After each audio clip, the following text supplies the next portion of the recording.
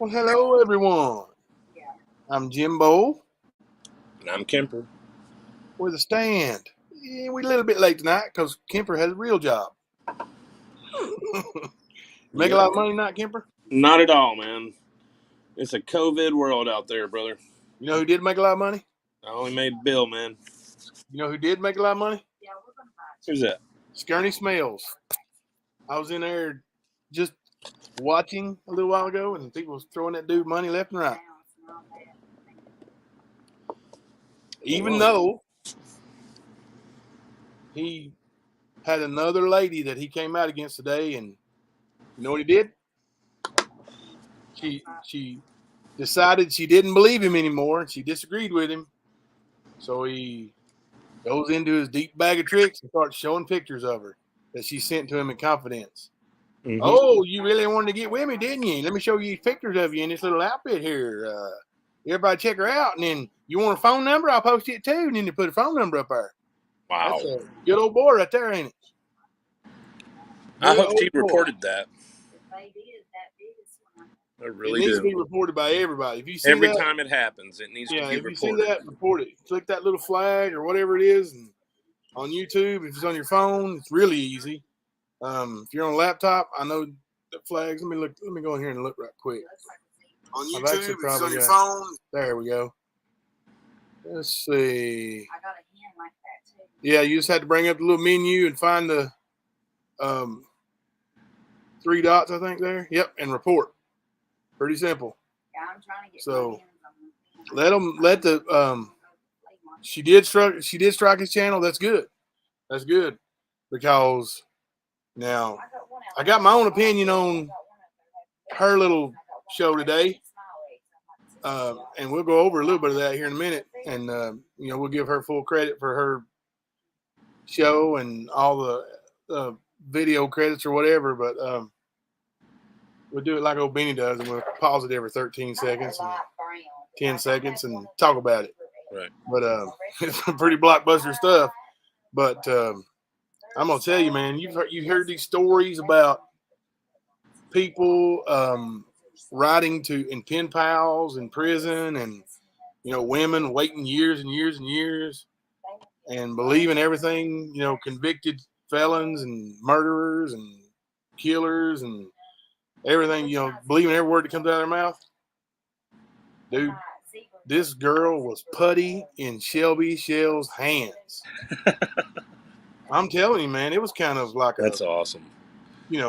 Oh, Ernie, I can't believe your brother's in prison for something you did. Like, it was pretty awful, man. Like, make no mistake about it. Shelby Shell committed that murder. And a lot of his things in his little letter to the investigator, like, she's like one of those true crime investigators, right? Web sleuths. See, I ain't never had my. Am I right about that? I guess so. You guys know? Put me a 1 in the chat if she is like one of those true crime web sleuths type channels. And if not, put me a 2 in chat. I don't know. I really don't know much about her other than she used to be, Team Ernie all the way. Who was Dank? From what I understand, Dank is Ernie's bitch. Was loving on Ernie all day and tried to cause Jamie shit in his chat today. Is he in here? No, I'm just seeing somebody had commented that Dank is using, I guess, our videos like Ernie. I don't know. I Yeah. highlighted it. We need to go strike him then. Yep. Is that what's going on, Trina? Yeah, if he's using their videos, we need to go strike him because he don't have permission to use our videos. And if he's like Ernie, he cut our logo and stuff out at the beginning of it, and that really makes it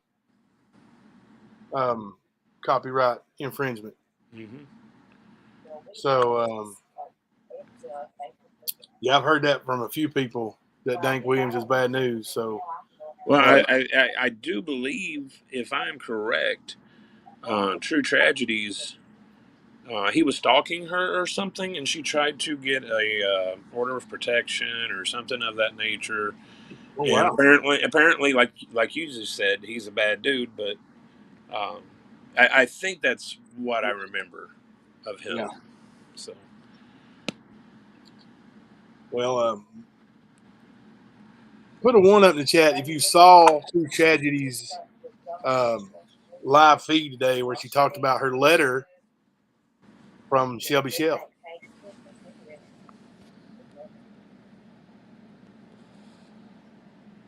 I was watching earlier in Ernie's chat. One of those girls was running his chat for him. And he's like, put a 1 in the chat if something or other. And nobody put nothing in the chat. And they were like, really? You're not going to put anything in the chat? No, because Mr. Ernest is the man, didn't tell him to. Can't have one of his bitches telling people to do stuff. We're gonna go over the video right here, and let me find this little fair use video and make sure we at least show it. I may have to pull that up with and send it in Messenger, and then it's actually not a video; it's a picture. But I think I'm seeing a lot of people saying they don't believe Dank or True Tragedies. To be honest with you guys, I don't either, but I don't believe a lot of the things I see on YouTube. So a lot of these creators are reaching for content. We're even seeing a lot of them try and push Ernie's information in a way that it's compromised on its factual values. You know what I'm saying? They're basically they're reaching and speculating, and it just shows that they're only there for the views or the channel build. Yeah, Peggy, we're going to show the video. I've got it actually pulled up. I'm going to show it. I'm just trying to make sure I cover my bases. So I don't want to, for one, I don't want to steal anybody's content illegally. So right. And like I said, I disagree with quite a bit, especially her True Tragedies opinion on some things that she was fed by Shelby, but I still don't want to, break the fair use laws or whatever that is. Right. So, got to stay within boundaries, man. Okay. All right. So, we're going to watch this video and under the Fair Use Act, and, I'm going to pause it, and this is for educational purposes. I'll pause it every few seconds and we'll talk about what's going on. So I'm going to mute when I play and then pause it, and it'll take me just a second to unmute. So if there's a delay, for a couple of seconds, then you guys, you'll know what's going on there. I'm going to pull her video up, and then I'll have to back it up. But yeah, it was I saw the video when I was getting ready to leave the house today of Ernie, just flat out tearing into this girl. Right. And I was like, goodness gracious. I didn't even know who she was because I was just listening to it. I didn't even recognize that it was that lady who's been going on all his videos here lately. Right. Like, like they were buddies. Yep. And I mean, that just shows what we've been warning people about. Don't matter who you are. If you say one wrong thing about Ernie, he's coming at you. It does not matter. That's why you don't give him your information or pictures or anything like that. oh yeah, you cross him and you'll pay. I mean, he gives us the example to show you. All you have to do is watch. How many women has he attacked in the past week? You know? Yep. And he's been allowed to do so because they've offered up information on themselves beforehand. So, guys, just look out, man. Don't let this fool or his people have your info. I know he's doubling down on it. I've seen his lives where he's identification, you know what I mean? Like, I see him, guys, but he's not worth it. Trust me. He's a lying piece of shit, and he's not worth it. Go watch Griff. Go watch Doug. Go watch whoever. But Ernie's not worth it, guys. And I'm not saying all these people have the best content or anything. I'm just saying none of your time is worth going to Ernie's channel. Forget about it. I mean, first I'm going to show this. And take us down. See that? I don't know how to take us off that. What in the world? Look at all this. Playing with all these controls. It's like I'm in a rave, dude. What in the hell? I got some flashbacks rocking. Yeah. Oh, using fair use protects us when we go over stuff for educational reasons. And that's exactly what we're doing. Like, this is not my content. It does belong to True Tragedies and Tarot, whatever. Let me see. Let me read it off exactly when I pull it up here. I'll know.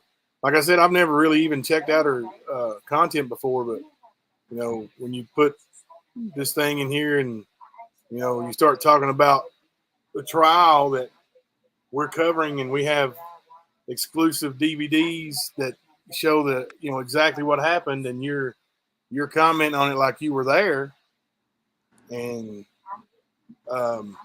it catches my attention. So you guys see that in the Yep. Let me get rid of the fair use thing. Did I already? Yeah, I did. Okay. All right. So my son's calling from the other room. Like, he didn't come in here. He just called. She said, I'm in the other room, right? All right. So I'm going to mute myself, and we're going to play just a little bit of this, and then we'll start breaking it down.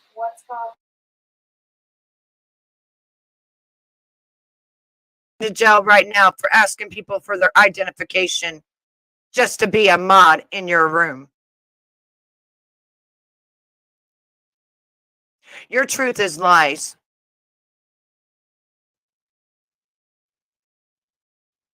Are you the one that killed the mayor?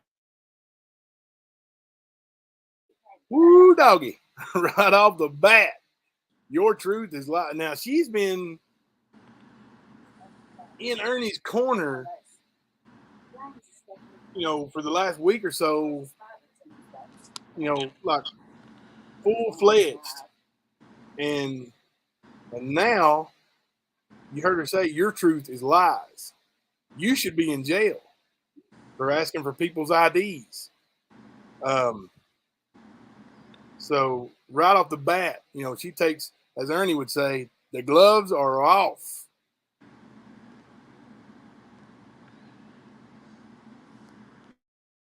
Was that your DNA?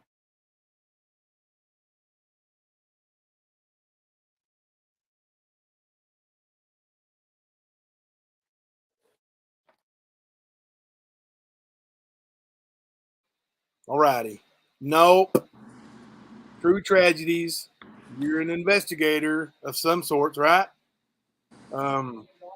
Was not Ernie's DNA, because Shelby submitted to a DNA test, and it wasn't Shelby's DNA. So if it was even close to Shelby's DNA, then like say his brother with the same set of parents, then they would have at least said, you know, it's a family member. Because they had Shelby's DNA. He gave it to him.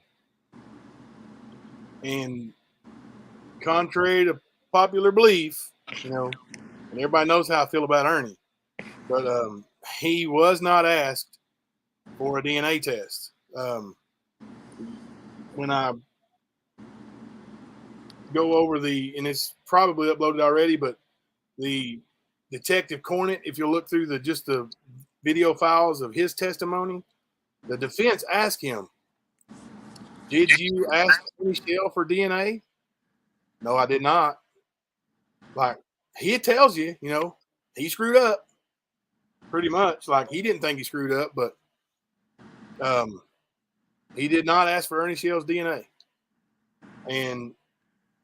But for people, you know, they took that and ran with it. You know, even some people that were feeding us information kept saying, you know, oh, there was 3 DNAs at the scene, and they asked Ernie for a DNA swab, and he wouldn't do it. Nope, not true, not at all. So that one you can just throw out the window, honey. That was wrong. So we'll play a little more.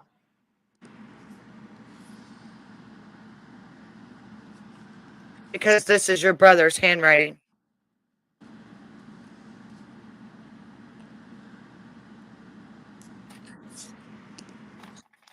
And this is your brother's handwriting. And this is your brother's handwriting. No doubt about it. You look right there. It's obviously somebody who has very little education, very little skills as a writer or handwriting or printing. That's definitely that kind of handwriting. And things that are said in this letter, it's Shelby. It's Shelby.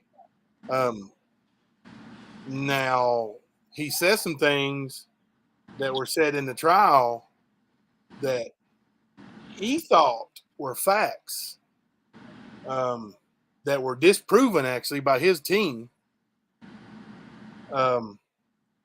his defense team. But he still says and lies to True Tragedies about it to get her sympathy. Oh, dude, listen, you fixing to hear her tear up, and Yeah. I'm telling you, bro, she goes like it's putty in his hand. Like it is so terrible. Like it's like it's like a schoolgirl in love with the most popular guy in school. Like I'm telling you, it's quite the sight. So let's watch just a little bit more here, and we'll talk about it. All righty.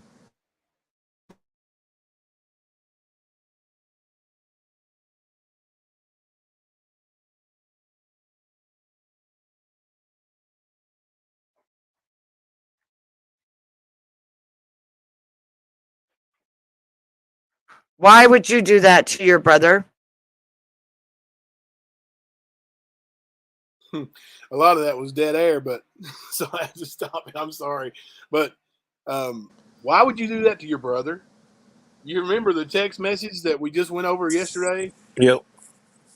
And Shelby says some similar things in here in just a minute. Like, you're my brother. I love you more than the air that I breathe, and we get along better than we ever had before. And same old.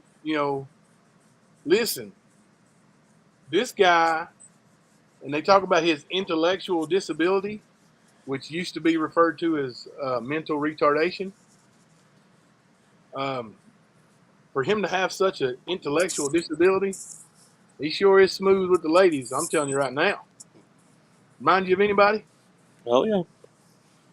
It's a family trait. Yep.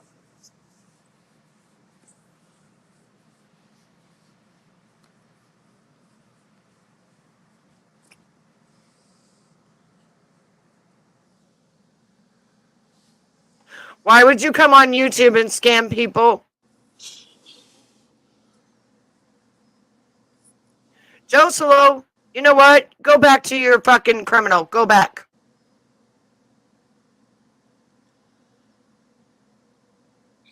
Why would you come on YouTube and scam people? Go back to your criminal, you heathen, whoever you were. Just get out of here.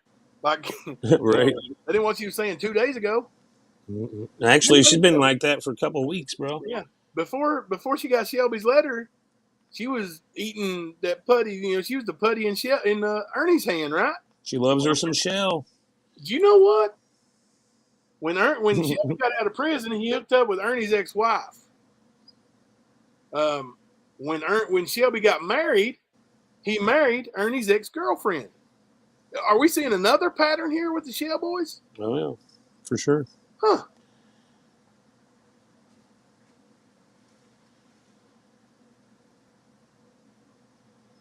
You go back and you follow him. Because he's probably the one that did the fucking murder. Sure, it's funny. His car was the one driving past it. Let me rephrase that. His girlfriend's car.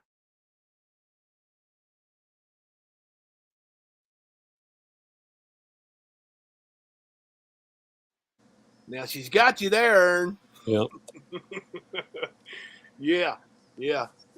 When I went on Ern's show there the other night and was yelling at him, and he goes, "I had an alibi." I said, "Was it Lucinda Lake?" "Yes, it was." I said, "Well, she said you took her car up there, and guess what? Car was seen on the Everett's funeral home camera driving away from Ronnie King's house when it was on fire." Mm-hmm. "Did it show me in it?" "I don't know. Are you guilty?" Now, I don't think Ernie committed the murder. Matter of fact, I'm 100% positive Shelby committed the murder. He told me he did. And the defense did a good job of painting the picture where he was manipulated to say because he was retarded and he could be manipulated. You see who the manipulator here is. Those Shell boys. Yep. 2 peas in a pod. 100%. But he was not manipulated. He was bragging. He was trying to sell those wheat pennies. Can't explain that. Can't blame that on anybody else. Shelby had them. Right.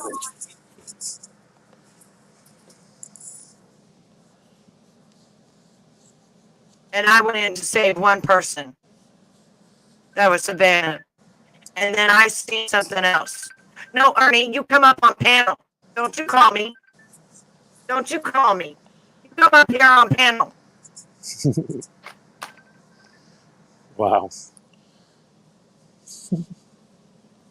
Y'all hear Ern ringing her on Facebook back in the background? Oh yeah. You hear that old He's Facebook sweating it ring? over her is what he's done.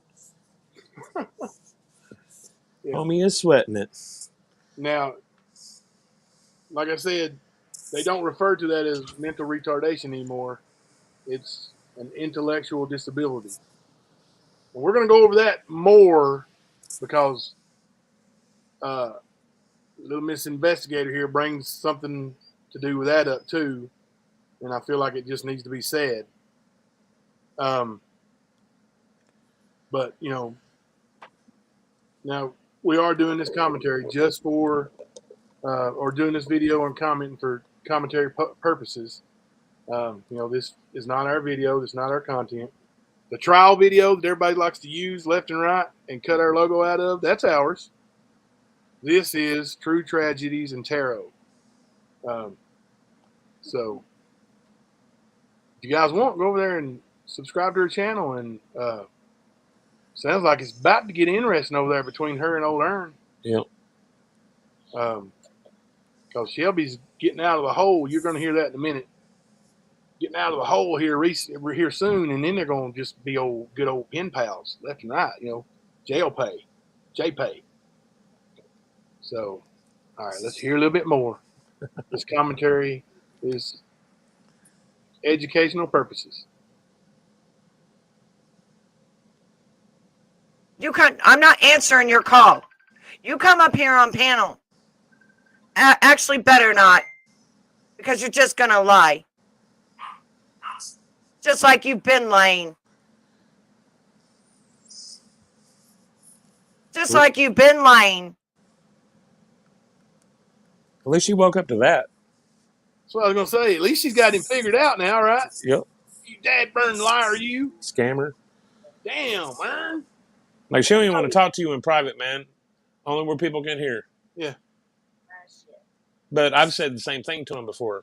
Yeah. I got a message from your convicted, confessed murderer brother today. And now I think you're a liar and a scammer. Of course, just like one of the earned lines now. Yeah, I don't know her, so she could be telling the truth, but she claims, just like Jamie, that she went undercover and, infiltrated. She didn't really never like Ernie. Could have fooled me. I mean, she did a damn good job, right? I thought she was in there full-fledged. Yep. So, but she ain't no more, Ern. You done lost a follower there, but I wonder if she unsubscribed to Ern's channel. I wonder, did you ever send him any Cash App or Super Chats? Can't get those back now. But here let's hear just a little bit more. All right. Here's some more of this commentary for educational purposes.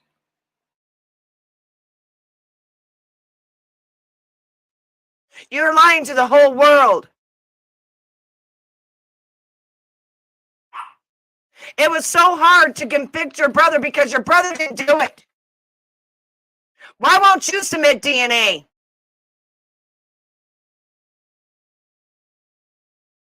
All righty.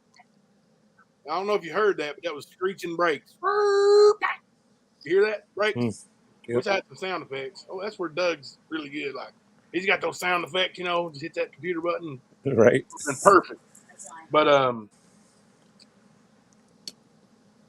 they did not ask Ernie for his DNA. They had Shelby's DNA, and if there would have been anything close to Shelby's DNA, then they would have asked for Ernie's DNA. So, but the DNA evidence didn't clear Shelby. You are right. Ernie's lying ass mouth, his looking ass, cleared Shelby. Yeah. Got a 6-6 hung jury. You're right about that. His credibility or lack thereof, his bragging about being a bounty hunter, bragging about being a sheriff's deputy, bragging about being the professional boxer and everything else in the world. Mm-hmm. That, and finding the hard drive with the fake IDs on it, the fugitive recovery agent fake IDs, that helped Shelby get a 6-6 hung jury. Make no mistake, 6 of those jurors thought you did it, Ernie, for sure. And I've been telling you that. I don't know if you ain't been watching True Tragedies. I don't know if you just, if you were hung up that much on Ern and you couldn't listen to nobody else, but I've been telling everybody that Ernie's credibility was the reason why Shelby was hung jury 6-6. Mm-hmm. So some people listen, some people don't. Hey, you know what? We live in America, greatest country on the face of the earth. You got that right. All right, let's hear a little bit more. All righty.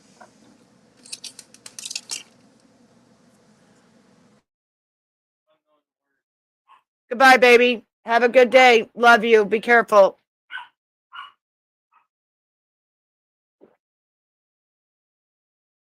I didn't want that to take up another 15 seconds, so I paused. I'm just going to say this is for commentary purposes only, and we're going to hear some more. No, I'm done listening to his lies.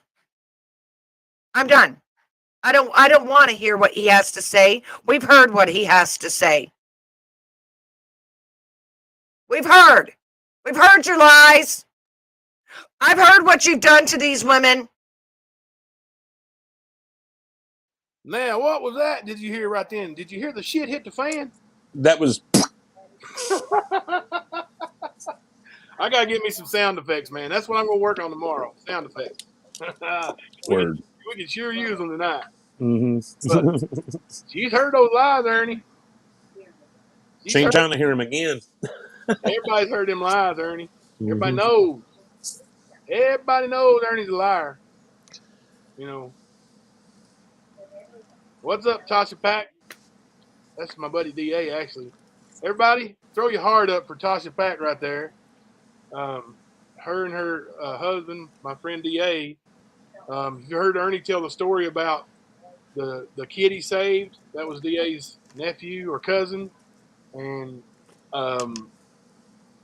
he didn't actually save him. The boy was over at his girlfriend's house. The next day, he put his turned his phone on and was walking home, and Ernie and his stepdad showed up. Well, that was DA's family.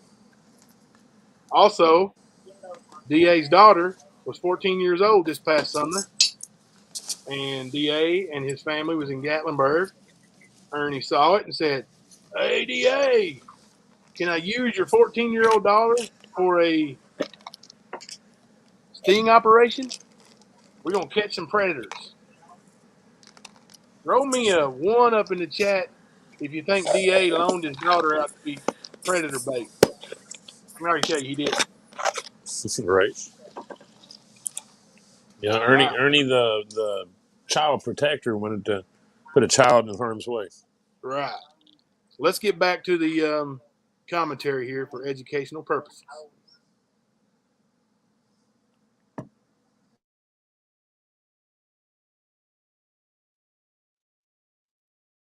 You do not rescue children. You paid Chris Hansen $50 to fucking say who you was and what you was doing. Thank you. Now, haven't we been saying that for a while now? For a long time. Like,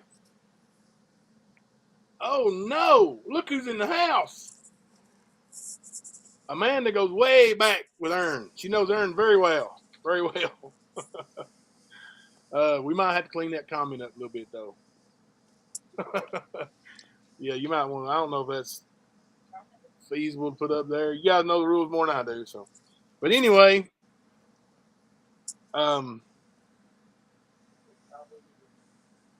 yeah, we know. She said you got me tore up with that comment. It's so funny. Dude, we've put up way worse than that. I promise. Yeah, it's cool. That's good shit. Yeah, look at the look on True Tragedy's face. I think her name's Betty. Yeah, I think so. Look at the look on her face, man. She's friggin' pissed. She's been duped by the oldest shell in the family. P-Bird is acceptable. All right, good deal. P-Bird is acceptable. All right. All right, so let's go ahead and hear a little more commentary here.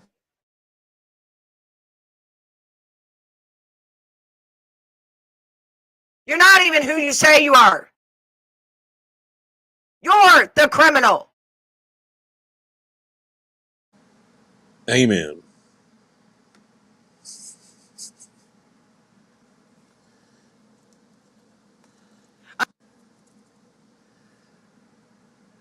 She pauses for so long. Yep. But I tell you what. She's juking you. You are right on the money on that. He is a criminal. He's not the criminal, but he is a criminal. For sure. Without a doubt. Look here. Amanda said, when I was dating him, he was screwing my best friend's mother and everybody who knows. Oh, my God. Listen. Oh, my God. All right. Anyway, True Tragedies has seen through Ernie at this point, right? Mm-hmm. And all she's done is read a letter from baby brother. Like, and she is worked up, dude. Yep. And I wish I could speak. Oh, I don't know how to do that. I don't know if I had to download it or maybe somebody could tell me. But if I screw it up on the fly, I don't want to do it.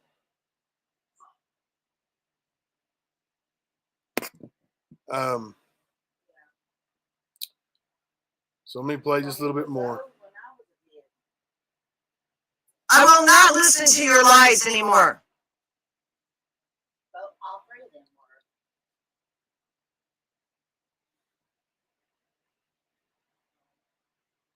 I will not. Well, I always liked her. she's decided she's not going to listen to you, Ern. She's talked to Shelby now, and your story's no good. So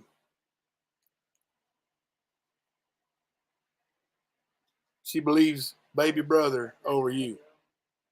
And sorry, I'm reading the message. You could put it back there in the bag. Yeah, I'm not talking about anybody except for this lady right here in the video, guys. That's who I'm discussing. All right. So she's getting ready to get into the meat of the letter. Mm-hmm. Some of what Shelby says, and it's a little bit outlandish. Kind of like some of the stories Ernie tells. You know, you just can't believe them. Well, easy to refute. They're good for that, man. Yeah. Shell Brother 101. All right, let's play a little bit more.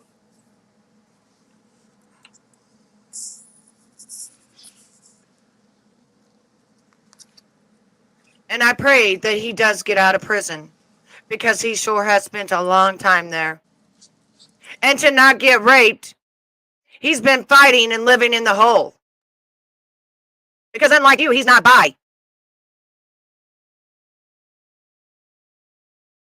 Well, I figured out how to Gonna speed call it up. bullshit on that one. I figured out how to speed it up. That might be a little too fast. But yeah, now unlike you, he's not bi. I don't know about that because, you know, like I said, when Shelby, Well, he had sex with Ronnie King.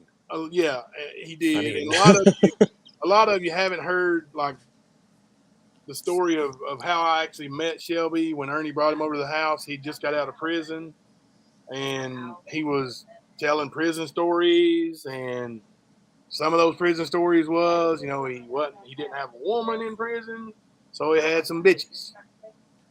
So he's at least prison bi or prison gay. So I don't know what you found in that letter to make you think otherwise, but you know, he is a prisoner telling you a story. So you got to take that into account too. Not taking up for Ernie, but you know, just be careful what all you believe. Go ahead and play a little bit more. Word.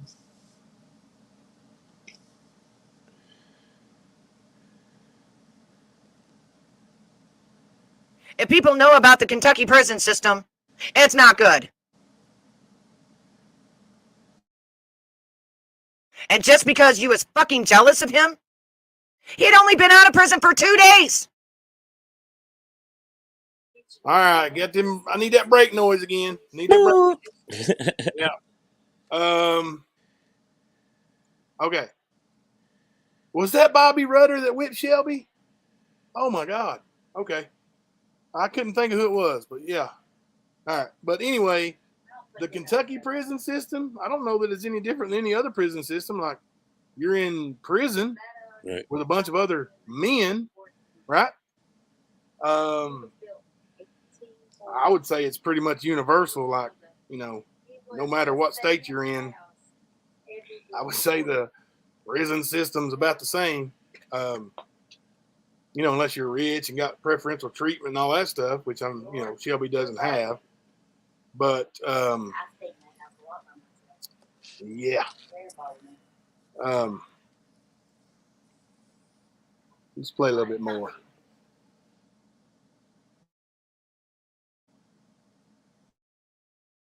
And you blame this on him.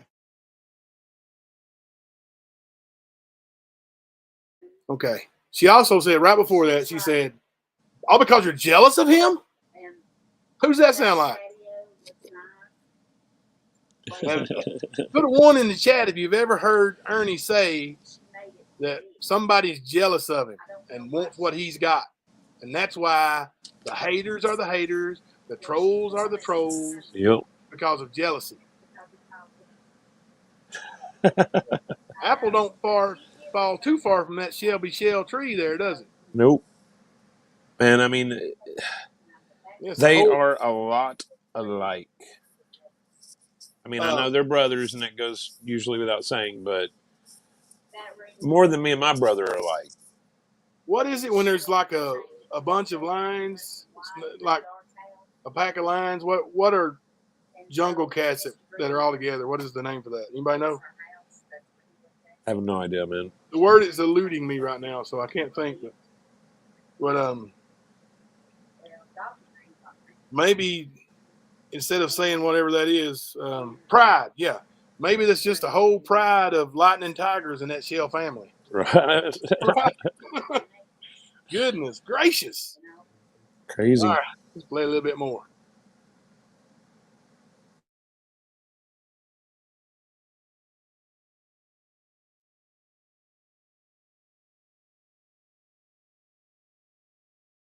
That's right. I'm not judging. I'm telling the truth of what he's done to the women already here on YouTube. Now I'll give her that. I'll give her that. That had nothing to do with Shelby. That's all Ernie, and he has gone at women like just a freaking stalker, maniac, crazy man. Yep. Including Miss Betty today. After this video, dude, he went nuts on her, man. Like, it was unbelievable. That just shows you what we've been saying about that whole situation with him is a big trigger. Oh, yeah. He was hospitalized so many times that year. I mean, just all kinds of shit went down. Yeah. So, I mean, yeah, I can see him flipping out over that. Yeah. I mean, I haven't got to see it yet. I've been working, but yeah, dude, like, I can imagine. Let's get a little more commentary here for educational purposes.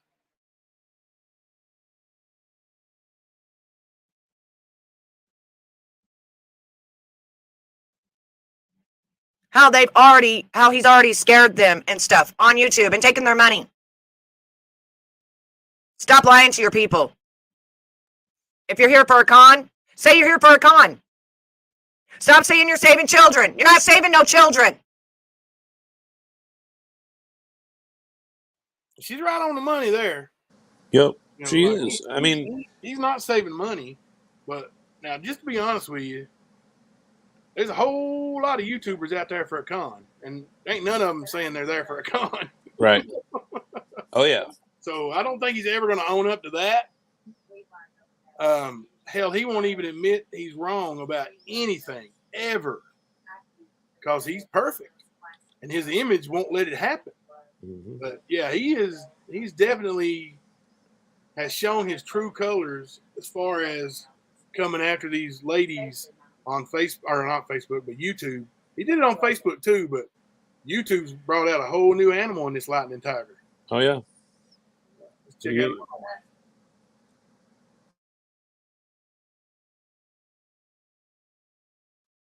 If you're here for money, say you're here for money. If you want to be a creator, say you're here to be a creator. Well, he is here for money. Everybody knows that. Everybody that knows Ernie knows that's all he's ever wanted was money and his 15 minutes of fame. Create, though? Yeah, man, he's more of a, he copies people. Created? Right. Like, what video of his has he actually put work into that's created or content created? Like, I mean, he goes on and has his live feeds, but hell, even during those, like, he lets the chat dictate everything. Sometimes he just walks away and lets people chat with each other and don't say nothing. It really baffles me. It baffles me that his flock stays there and chats with each other. And, you know, this cult leader make no mistake about it, he's a cult leader and he's got a flock. I'm gonna tell you something. I was going to say they're all sheep. That's for sure. I think if Shelby's out of prison, I think Shelby's damn flock's gonna be bigger than Ernie's. Mm-hmm. He's been working on his game. Yeah. All right, let's play a little more.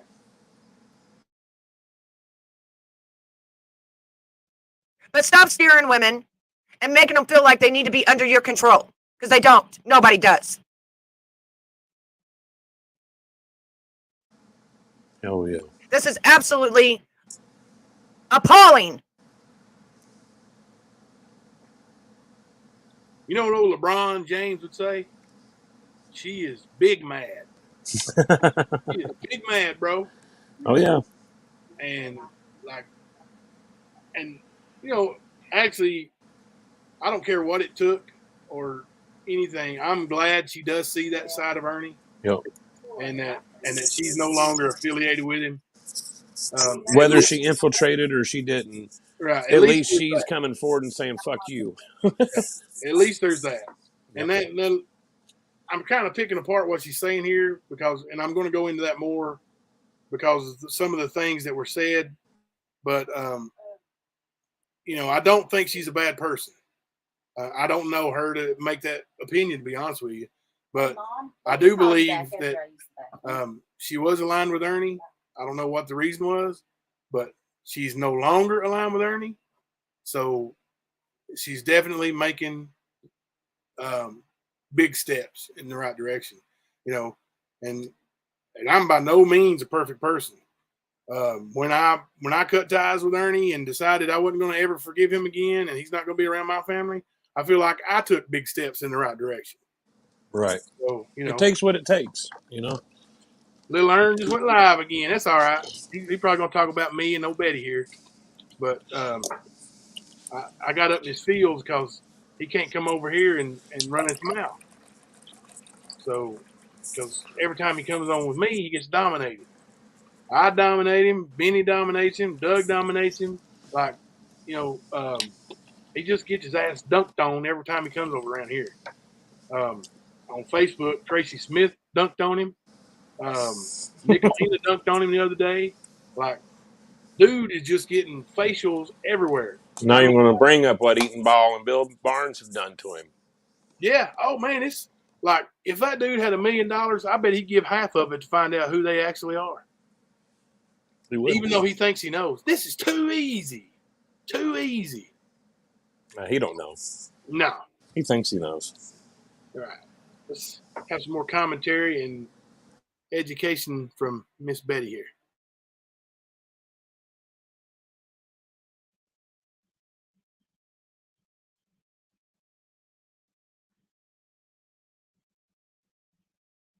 This is your brother's truth. And your brother deserves to have a say.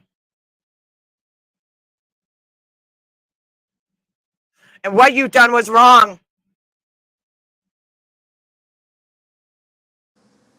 Now, some of that, you know, I'll give her that. Like, that is his brother's truth. You know, it's distorted quite a bit.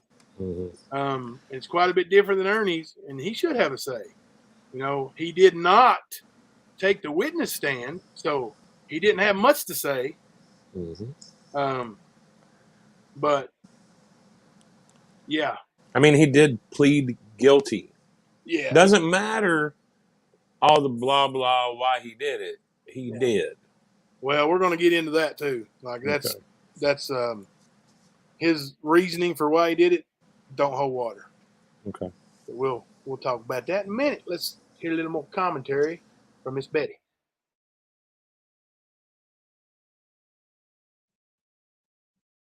And you know it. You know it. Not even the murder weapon. Not even his DNA. Why don't you submit your DNA?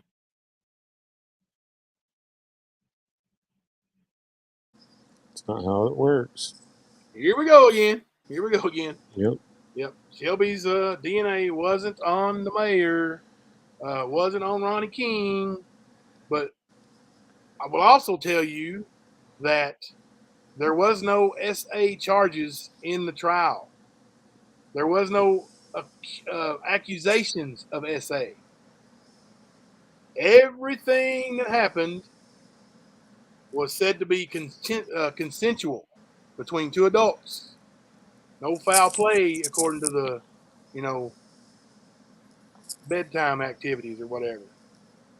So, and the DNA, like I said, if Shelby's didn't match, then Ernie's wouldn't have, if it wasn't close, they wouldn't have, they would have asked for Ernie's if it had been close, because it just makes no sense that they wouldn't. But they never asked Ernie for his DNA either. So I don't know where you heard that. I got an idea that I know where it originated from, but it's not true. They didn't ask for DNA from Ernie. Matter of fact, remind me tomorrow to look that specific part of the trial up. Okay. Sure, I have a video of Mike Cornett saying they did not ask for DNA from Ernie Shell. Word. I'll remind you. All right, let's hear a little bit more. You come to these YouTube streets thinking you're going to con everybody. But there's some people you can't fucking con.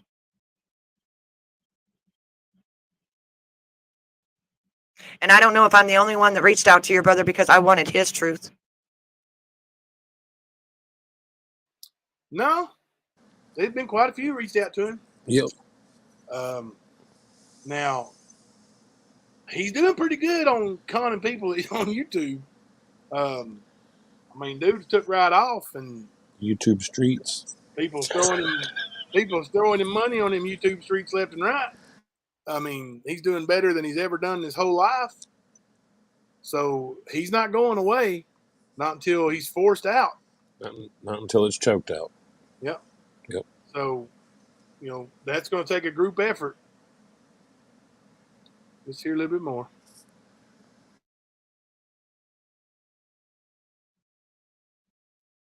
But I'm going to continue to write your brother, and so are my friends, so that he has somebody.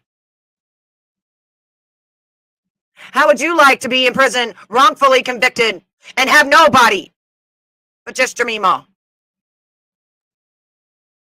Why don't? All right. None of the shells call that lady Meemaw. They call her Mamaw. That's kind of an Eastern Kentucky name for the grandmother. I don't know anybody around here or in Harlan or anywhere else. There may be, but I don't know anybody that uses the word Meemaw. Nope. It's Mamaw. Yeah. So everything you're saying is, not 100% accurate, including Mamaw. Now, it's good. Have all your friends write Shelby. He probably does need some friendship. If I have anything to say about it, he's never getting out. Like, I'm going to go to every parole hearing and, tell him that he's a threat to society. And I'll do my part to keep him behind bars. Now, do I think Ernie was somewhat involved? Not in the murder. I do think he went back to the house with Shelby and tried to burn the evidence. I think that's pretty strongly suggested by the vehicle leaving the crime scene. But we all know by Shelby's account that he killed Ronnie King and then went back because he thought he left fingerprint evidence or DNA evidence. So he went back to clean up the crime scene. And the defense says, you keep talking about the window shades that had fingerprints. Well, there are no window shades. Well, ding, ding, ding. Mm-hmm. He went back to clean up the crime scene and get rid of the window shades, and there ain't no window shades. What does that tell you? He described the crime scene, and bam, it's exactly what he said. He said, He's going back to clean up the DNA, and they didn't find his DNA. Bam! What does that tell you? Okay. Like you said in the beginning of your video, there's your truth, their truth, and then the real truth. Mhm. Well, the real truth is Shelby killed the dude, man. Like, no doubt about it. He wasn't manipulated into saying anything because he confessed to me, and I had no dog in the fight. I'm not Ernie. I'm not a make-believe bounty hunter, make-believe police officer, make-believe hockey mask expert. I have a family, 4 children, well respected in my community,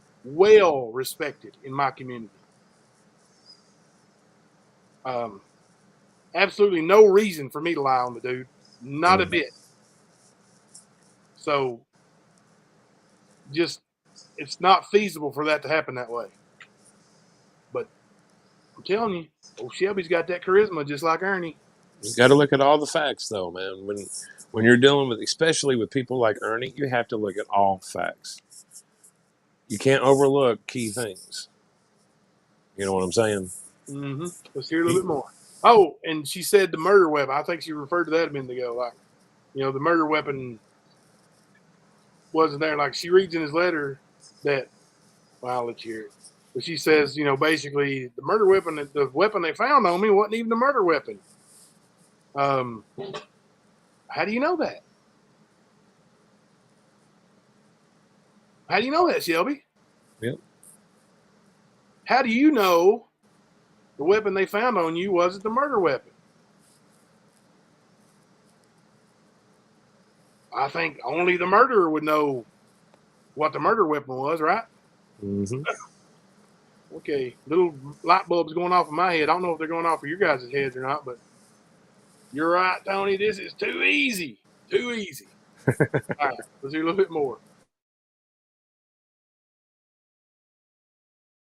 Don't you go get a real job with your non-bounty hunter license and your non-cop license?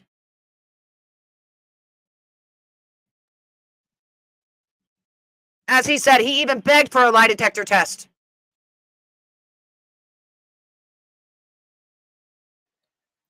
I would like to see one shred of evidence, one receipt, one place where Shelby ever asked to take a lie detector test. False. But he told you that, and you believed it. Putty, I'm telling you, these shells, man, they're charismatic. And, dude, she didn't even talk to him. She's just reading his letter. And Right. he obviously has a hard time writing. Like, she's stumbling through it. She can't even understand it. And she's still putty in his hands. Mm-hmm. Like, I just don't get it. Play a little more.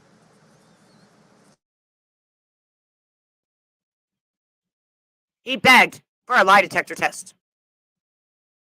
He went through that many judges, and still they kept mistrying it. How can he be in 2 places at once, Ernie? Okay, I don't know if we missed the part in the video or what, but she says that Shelby said there were 7 mistrials. Right. There was only one. 7 different judges. Horse shit. What was it? 2 judges, 1 trial when Yeah, they 2 moved judges from because one of, county to the next 7 one. years apart. They voted in a new judge. Mm-hmm. But it wasn't because the judge got thrown off the case. Like, there was 1 mistrial. The thing only went to trial once. Not 7 mistrials. That is the most ridiculous thing I've ever heard about the trial. 7 mistrials? You don't think that would be like on every major news station in the world? Like, man accused of murder with 7 mistrials still in jail. Like, well, the dude in Wisconsin, How to Make a Murderer, hell, people believe that dude didn't do anything and he's in jail. And he didn't get 7 mistrials. 7 mistrials? Surely you can think that through and think, Oh, Shelby's lying to me on that one, right? Good old Shelby, convicted murderer, but he's telling you the whole truth, nothing but the truth right now. If he was so dead set on taking a lie detector test, why didn't he take the witness stand? When I played that tape with him confessing the murder, and I looked him right in the eyes and pointed at him and said, "That's the guy right there I talked to." Yeah. Why didn't he not want to go on the witness stand and say, "Hey, he's lying"? You know, hell, I mean, I get up on the witness stand and say, I begged to take a lie detector test. They won't let me. Why not? Why not bring that out in court? I'll tell you why. Didn't happen. Did not happen. All right, let's play a little bit more.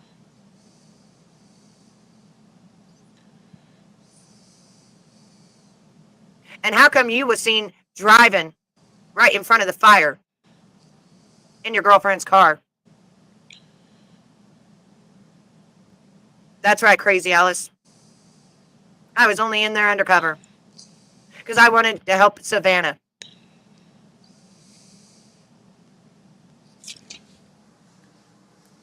Okay. Well, I'm going to say this, okay? I know that she was in Ern's corner before any of you these attack people Savannah? started asking or giving ID to him and all of this. And at that time, I didn't see her saying, "Ho, ho, ho, ladies, you shouldn't do that." Right. So even if you're undercover, you're blowing your cover now. Why didn't you do it then? That's my question. Not trying to sound like an ass, but it's a legit question. Wasn't she going on Ernie's panel and them having some kind of YouTube friendship before Ernie attacked Savannah? Yeah. Like, yeah, that don't. Like, I'm glad if you did go in undercover and you were able to get Savannah out of there, and like, we just feel terrible about the way he treated her. My wife didn't sleep that night when she heard that, the way he was talking to that lady. But, you know, I'm glad if you got her out of there. Hey, hands clap, you know, give her hand, thumbs up, whatever. But, you know, what about before that? Aloha. See ya. All right, let's I'm missing a lot in the chat, guys. I'll go back and try to catch some of this after we get through all this. I think maybe the first couple of minutes of her thing I'd already skipped through, and if I did, I'll go back and play a little bit of it because she's talking about the 7 judges and all that stuff. I thought that should have already been covered. All right, let me play a little bit more. And then Emre, finally, they blocked her. Thank God. But I am no fool. And I knew that your truth was a lie. And all your stuff about you being undercover and this, that, and the other when you're acting like you're on fucking methamphetamines or acid thinking somebody's in your car to get you. That's not undercover. You don't call 911 and do that shit. That's not. Yeah, I think that's pretty universal. Like, everybody knows that Ernie's full of shit on that one, right? Yep. I was going to say, it sounds like she screwed up took on something. Put a 1 in the chat if you think Ernie was screwed up on something and it was not really a sting operation. When he's going down the road going, "Help me, Facebook. They're going to shoot me."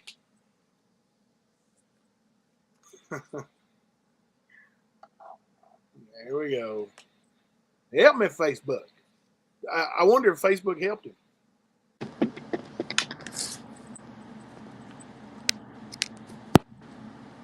Let's hear a little bit more. I really think I missed the early part of that.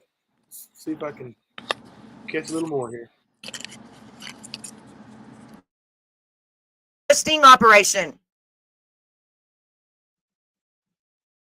No, he did not confess. Poon, no, his brother did not ever confess. You better go back and look. Do what? His brother has always remained his innocence. Always. Whatever. Negative. Wrong. Way wrong. Wrong, Tori. Listen, honey. Like seriously, He dude. confessed on tape, and then he pleaded guilty in a court of law. I'm He glad she's pled fired up guilty. about Ernie, but that is not true. She needs to get it straight. When you plead guilty, you do not maintain your innocence. The judge won't allow it. You cannot plead guilty and stand up in front of the judge and say, well, I'm pleading guilty, but I didn't do it, Judge. Right. Because when you plead guilty, in Kentucky especially, I know for a fact, I've seen it happen. You have to stand in front of that judge and tell them what you did. Yep. You committed this crime? How? So he's not maintained his innocence. He told you that, and you believed it, but Putty. that's not true. That's not true. Not at all. At all. And you see a lot of this happening. Like, it's not just with Betty. Like, one little thing gets said on one channel, and then the next thing you know, it's friggin' fact on 100 different channels. Like, oh yeah, Shelby didn't. I mean, he was framed. Like, he wasn't even there. And how could he be in two places at one time? What do you even mean by that? When you said he can't be in two places at one time? Well, that's what he said in the jailhouse interview. He told WYNT, how can I be in two places at one time when I was at work? They can check my work records. They did. They checked his work records. Guess who wasn't at work on the day of Ronnie King's murder? Shelby Shell. So he actually wasn't in Berea, like he says, when Ronnie King was murdered. So that's not a fact at all. That's what Shelby told you. Hey, Told WYNT, and it was used against him in court. check this out. Look at that comment. You want to debunk He that feels he one? pled guilty because he was no. Yeah, I swear I think we missed some of that. I need to rewind it, I guess, but we'll just go over it. He was not eligible for the death penalty because of his IQ. He, like, in his letter, she reads his letter off. I guess I've missed it. I'll have to back it up.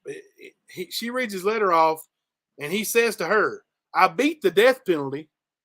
No, you didn't.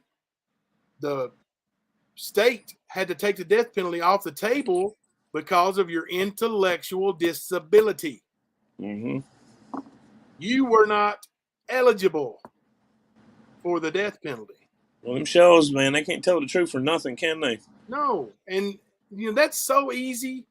Like, I know that video's posted on the stand. Yep. I know it is. I know we've covered it a few times, actually. Huh? I said we've covered that a few times, actually. Yeah, we sat and talked about it at length. Yep. And still it's being overlooked. Yeah, how do you do that? Like, do you believe, like, are you a real investigator? I mean, I'm not even an investigator, and I know that shit. Yeah, well, that's not even coming from the investigator. That's coming from the defense and the prosecutor telling the judge that, what we're seeking in this conviction is life in prison without parole because he's not eligible for the death penalty due to his intellectual disability. The defense brings up a witness that's on the stand for almost 2 hours describing just how bad his intellectual disability is. But what I'm saying is we've covered that in depth numerous times, and these investigators, quote unquote, are still missing it. Yeah. And coming out with this shit. I don't care if Shelby wrote it. If you could call Ernie on his lies, you should be able to tell Shelby's. Well, that's because if you tell the truth, then you have no big wow, gotcha moment. That's true. Like, you can't sit there and scream at Ernie and tell him what a piece of shit he is, which he is, and then make Shelby out to be an angel, a saint, if you tell the whole truth. Because he also, I'm going to back up and find that letter here, and we'll start way over just so I can play that part of the letter. But because I missed it anyway. He says that he pled guilty so he didn't get life in prison because of the kidnapping charge. Okay, the kidnapping charge he's talking about, he was already convicted of. When he was arrested on the murder, he held 2 guards hostage with a like a makeshift shiv or whatever, out of a toothbrush or something. So he got kidnapping charges for holding those guards, and they prosecuted him for him while he was in prison, while he was in jail waiting trial, and he was convicted, and he got 10 years. That's why he got 10 years served. Like, that had nothing to do with his plea deal. She's about done with all this with Ernie anyway, so now she's just kind of bitching at him. So I'm gonna go back to the start and see if what we've missed. We missed some good stuff. Dude, I need to do. I gotta find this comment. Hold on. Something about, do you have proof that you're respected in your community? Here we go. That's correct, Sean. When Shelby confessed to murder on tape, the Kentucky State Police admitted they did not look for anybody else. Yep. They had their guy. They didn't investigate Ernie. They didn't investigate me. They didn't investigate this. I can't even remember that other guy's name, but the guy who was arrested the night of the murder or the next day of the murder.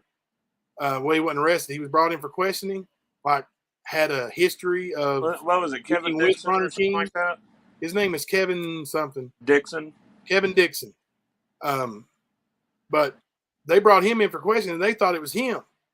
And you know what? It might have been. I don't know. I'm not even gonna say because I don't want to tie anything. But he was cleared. You know. Then they didn't have anything. They didn't have anybody.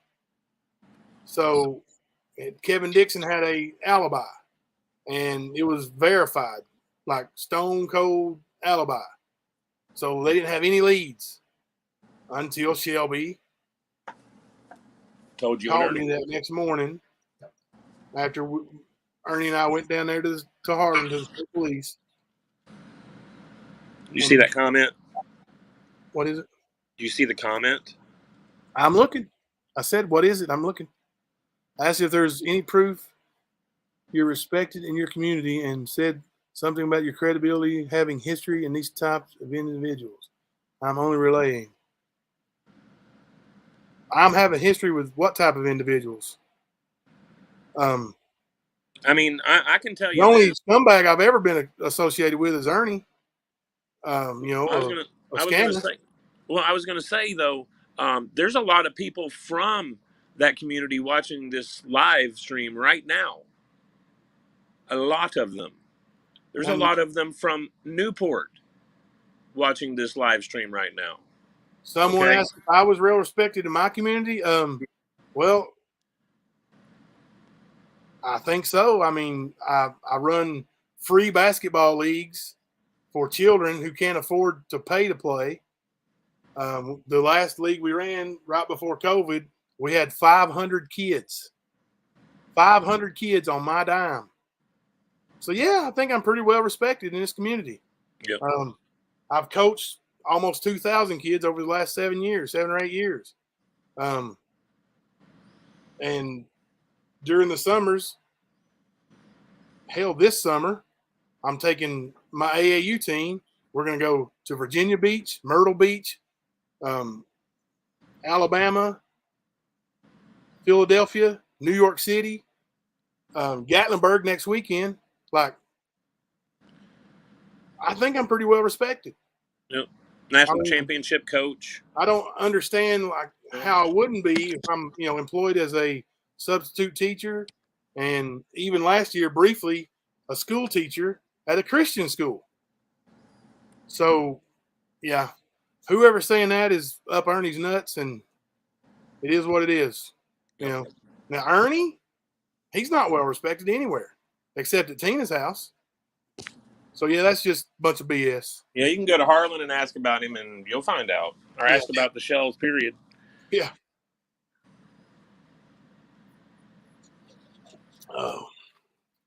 So, Sorry, Let me- I just seen that and thought, oh yeah, let me find this where she starts at here. There's one other person's side and there's another person's side. I wanted his side of the story. And that's exactly what I got, was his side of the story. You can call him whatever you want to call him. But right here is where I wrote him. Yeah, you call him Shelby Shell, convicted murderer. Plain and simple. And he also, since I'm backed up, I know we're another part we didn't hear is he says he's appealing and he's got his appeals in. Dude, you don't appeal pleading guilty. yeah, Like, it worked that way. what the freaking sense does this make? And she's believing it. Yeah. Like, she's believing it. I mean, and not trying to sound funny, but these are hits against her because she's one of these investigators, blah, blah, blah. But It's she don't even know nothing- that much about it. Yeah, it's nothing more than, Common a knowledge. worst case of Ernie. Like, he's Ernie, but he committed murder. Yeah. You know, like he's lying to you right to your face, and you're blasting it all over YouTube for everybody in the world to hear and make an opinion on a convicted murderer's word. Like, he's telling you that he's appealing his guilty plea. Make that make sense. Yep, please.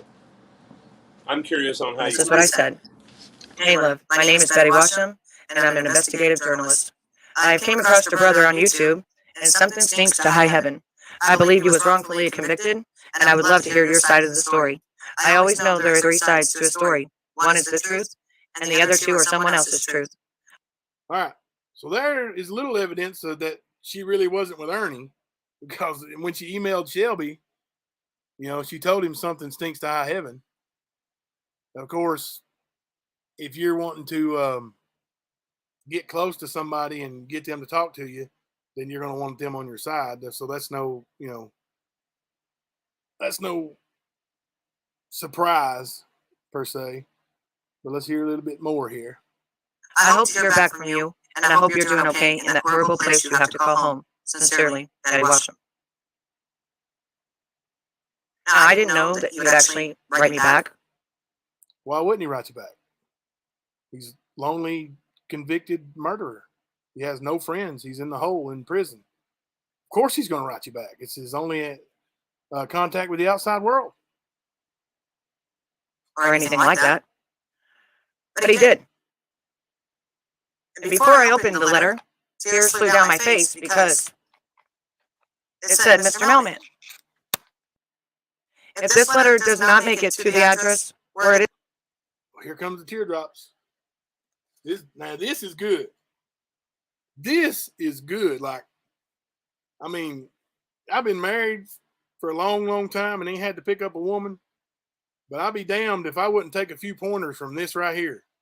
Mr. Mailman, if this letter don't reach this lady, just send it on to heaven, because there's an angel getting it. is going, go ahead and send it to heaven because it's going to an angel anyway. And right there, he got you. Look at the look on her face. She's about to cry, dude. Like, and I'm not laughing at her, but I just a situation that's obviously, meant to make her feel the way she's feeling. Like, Yep. Hey, kudos, Shelby. Good move, buddy.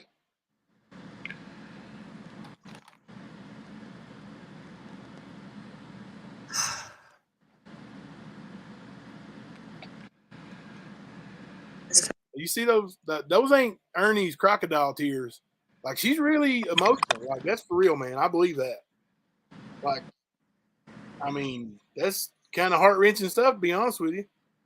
And right off the bat, she believes everything he says because of that. Says, look, I don't know where to start this at, but he's jealous of me and I don't know why. We heard that before? He's jealous of me and I don't know why. Don't that sound like Ernie? Reckon he picked that little line up from Big Brother? Tuesday, February 15th, 2022. Betty, I had just got out of prison, and it was my second day out in Perry County. Second day out. Second day out, and just putty. Like, he's telling her the story how he's helping this lady to her car. You know, just a perfect gentleman. Been in prison all his life since he was 11 years old, he says in his letter. But he's a perfect gentleman, helping old ladies to their car. My sister is where I paroled to, and I ran into this woman. I helped to her car, and her sister was there with her kids. And the woman I walked to the car was married to my brother Ernie. But Now, I know that's you might think, well, it's a small town, but Perry County ain't really that small. Hazard's a lot bigger than Harlan.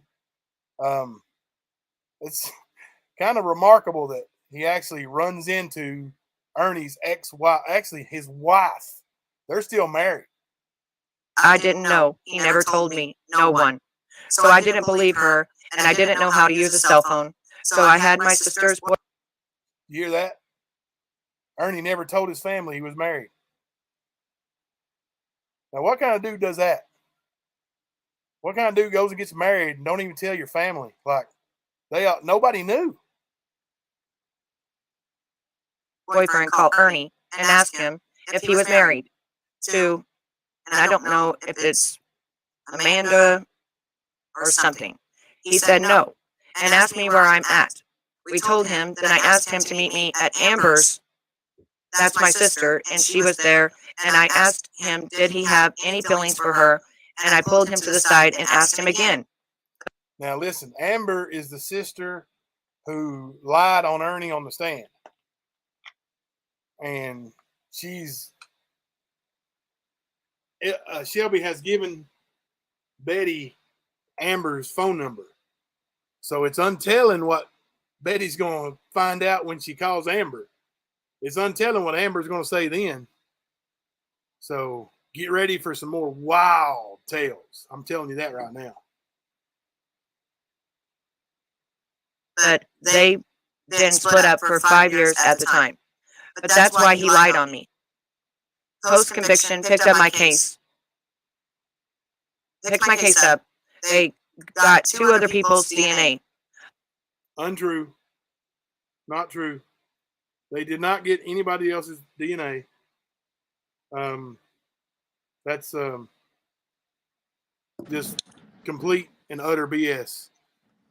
That was a rumor that was spread throughout Shelby's family. And I'm pretty sure Shelby's family, Ernie's family, are the ones who spread the rumor about being multiple DNA and Ernie refusing to take a DNA test.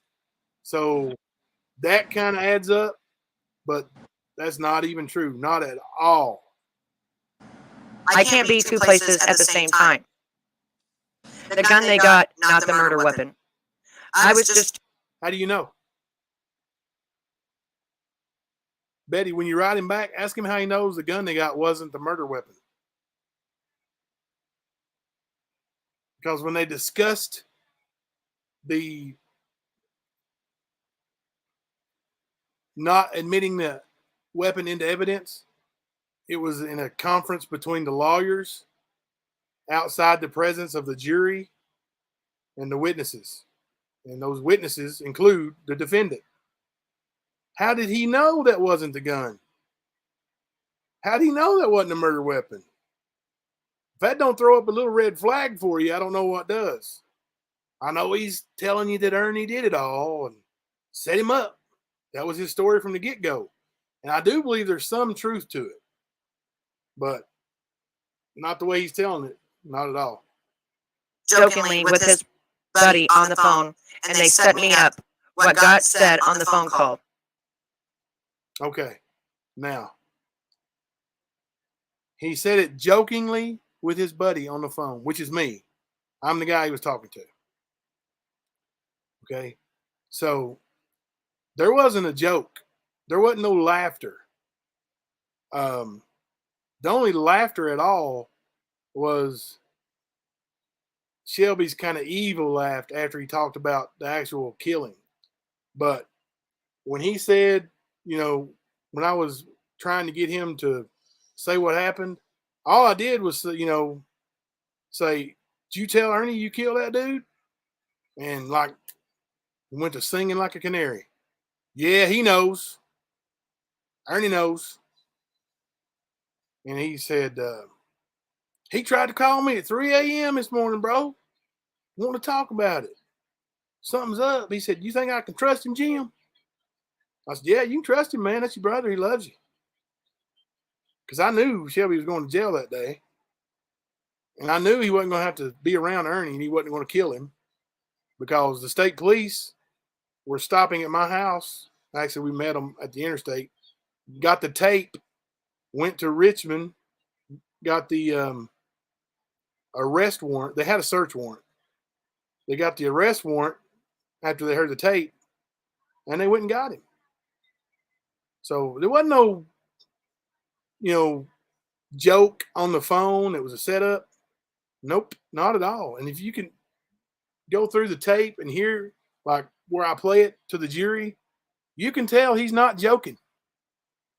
Like, he's as serious as a heart attack. Cold-blooded murderer.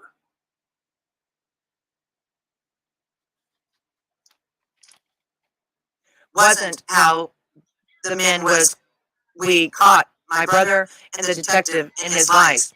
So I fought it for 9 years. One, I beat the death penalty. No, he didn't beat the death penalty. How do you suggest he beat the death penalty? There was no sentencing phase. He pled guilty after the hung jury. So he didn't beat the death penalty. The death penalty was taken off the table because of Shelby's intellectual disability. That's the reason why he beat the death penalty. He didn't beat anything. Got it off me. And it dropped to life without. I had 7 different judges and mistrials and 6 and 6. Is that not outlandish? And I think that's everything we didn't play earlier, so I'm going to stop there. But is that not just a tiny bit outlandish? 7 judges and 7 mistrials. Okay, for one, it did take a long time for him to actually take him to court. But even a long time, it was 6 years. The murder was committed in 2013. The trial was in 2019. So 6 years. Do you believe that there was a full-on 2-week murder trial put on once a year for 6 years and twice in one of those years? Come on, man. Come on. You gotta pay attention to everything. You gotta open your eyes. And like I said, please, I know it came off like I was trying to maybe even going at Betty, but like I said, Shelby is just as charismatic as Ernie, and that's obvious. Like, you all heard what he wrote on the outside of that letter. Like, that's freaking slick, man. That is slick. You know, Mr. Mailman, if this don't reach its destination, just send it on to heaven because it's going to an angel.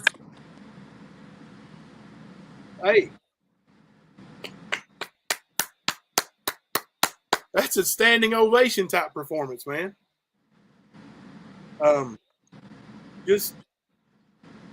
But I ask that anybody, and you know, Poon was in here the other night. I think he was in here earlier tonight. But before you go out making decisions and spreading more, play the whole thing. Go watch every one of our trial videos. Ernie keeps saying, I haven't played the prosecution. I have played the prosecution twice. We went over it twice. You know, when I stop the video and I talk about Ernie looking down, he won't look up, tell his story.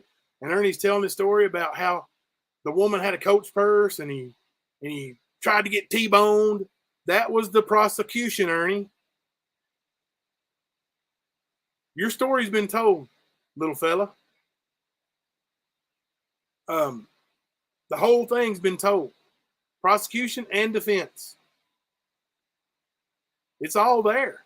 Like, I didn't hide anything. If I was going to hide anything, and thank you, Poon, for going on Ernie's show earlier and saying, heard you and Jimbo was homosexual lovers. Horse shit. But if I was going to hide anything, I would have hid that part out of what the defense tried to make it look like. And Ernie didn't live with me for 15 years. He stayed at my home, 2-3 weeks a month for the better part of 15 years. On again, off again. He's homeless. He's never had a place to call his own. He'll hook up with a woman. He'll move in. They'll kick him out. Hook up with another woman, move in, they kick him out. Hook up with another woman, move in, they kick him out. It happens. Everybody he gets around see through him, and they kick him to the curb. Well, then my wife always feels sorry for him, and he'll call and say he hasn't ate in 2 or 3 days, and, he's freezing to death. She'll say, just tell Ernie, come on home. So that's what I do. I say, Thelma said, come home, man. And I've got messages I can screenshot and show where Ernie says, hey, you home, bro? I'm going to come home for a while. It's not literally his home, but yeah, he stayed here a hell of a lot. The arrest citation when he was on his sting operation and he called 911 over and over and over, the address listed as Ernie Shell's address, my address. My address in Corbin, Kentucky. So I'm not hiding anything. Believe me, I wish I had never met Ernie Shell. If I'd never met Ernie, I would have never met Shelby. Or Amber, for God's sakes.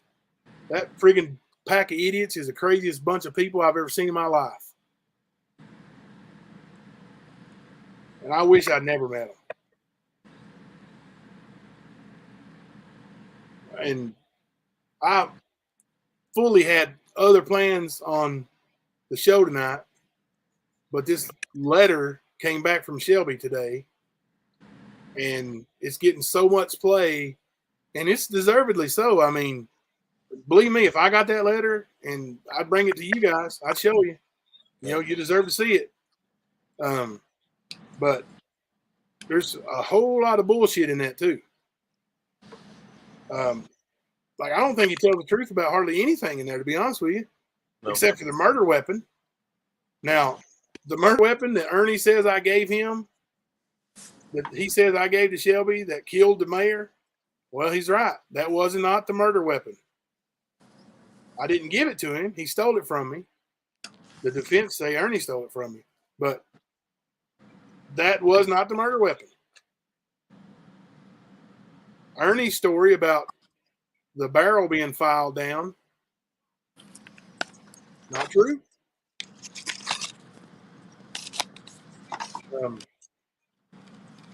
DNA bullshit stories going around, not true. I don't know what else to say other than we posted the entire prosecution and defense, other than the friggin' boring expert like the guy who talks about Shelby's intellectual disability for 2 hours. Like, you'll fall asleep watching it. If you want me to, I'll upload it anyway. But, all the actual evidence and witness testimony, it's there, man. I posted everything. Everything. I didn't hold nothing back. Nothing. So, you're gonna have to form your own opinion. And I hope Betty reconsiders. Now listen, do I want her to not stop talking to Shelby or not quit or not talk to Shelby? No, I want her to keep talking to Shelby. I want her to see what all he says. Because hey, it is entertaining, right? And it does piss Ernie off, right? So keep it up. Now, you got to you got to be a little bit more, I don't know, woke and know what's going on. Like pay attention to everything. Especially the outlandish claims, like 7 mistrials in 6 years. I mean, goodness gracious, where have you ever heard of that at? I don't even know. Is there a law? How many mistrials can you keep? Mistrial and mistrial and mistrial? Unlimited. Is it? Yeah. I tried to find out the most mistrials in one case, and I've only seen 3. 3 in one case? Yep. What was the? I don't last remember specific? the You don't know? specifics. No, I don't remember the specifics. I was just looking it up, trying to find it. Yeah. But the rule is there is no limit, and the most I've seen was 3. So yeah. So the other good stuff we have, we'll bring it tomorrow. And I had a bunch of notes. I was really ready, raring to go too. But this stuff here is just out of this world. Like, you know, and it made Ernie mad. He treated this lady right here like absolute garbage over her coming out against him. And she did come out strong, man. You heard her. Like she called him names, but she didn't, dox him or do anything like that. Like it was just, accusations and name calling. It's not no threats like Ernie does. Ernie put her phone number out there, showed pictures of her in less than what she's wearing now in that picture. So just a complete asshole is what he was. And that's the way he is, man. Like that's why all those ladies and all those, even men, you need to be careful sending him your photo ID, because at some point, if you don't bow down to him, he's going to hold it against you. He's going to use it against you. Oh, somebody sent me a message and asked me, Ernie's telling a story about him taking a knife from somebody in Corbin, Kentucky. Didn't happen. It's another Ernie lie. He was living at my house pretty much the whole time when that happened, and came to my house later that night. It was we had our pretty much the county fair in Corbin. It's called Nibrock, which is Corbin spelled backwards. He came home and I took a knife from a guy. There was 2 guys about to fight, and I took a knife, and there one lady was there holding her baby and something. I mean, it was just so crazy. It was an Ernie story. I was like, Ernie, whatever, man. So evidently he talked to some girl down there and told her to post that on Facebook for him. And she did. So, one of my friends knew that girl and asked her, hey, did you actually see Ernie take that knife? What happened? Tell me the story. Oh, no, I didn't see it. That's what he told me. That's what he told me happened. Does that sound familiar? Goes up there and Kenosha and grabs that reporter. Hey, I'm here for executive security. You want to do a story on me? So, yeah, I think he's in a hotel somewhere. He claims he's in South Texas and going to Plano, Texas tomorrow. I don't think that's how that's actually pronounced, but it's actually from, I think it's Plano, but he's supposedly going there tomorrow, and I guess he's going to have Benny Keys arrested. Supposedly he got federal warrants out on a bunch of people for threatening him over YouTube. I don't know how he could possibly do that, considering he threatens every single person that ever comes against him. But that's what they're saying. Of course, they've said it before. Right, Matt? Yep. Don't let me overtalk, man. Say something. Go ahead. Say, sing for everybody. We need a break. So, and somebody asked Matt to sing, so. Matt's not singing tonight. You're not going to sing tonight? Now, listen, what if they threw some money in the guitar box. Oh, well, they couldn't do that virtually, I guess. We'll have to set you up somewhere with a guitar and let's at Applebee's. We'll do it at Applebee's. You be like Phoebe Buffay on Friends.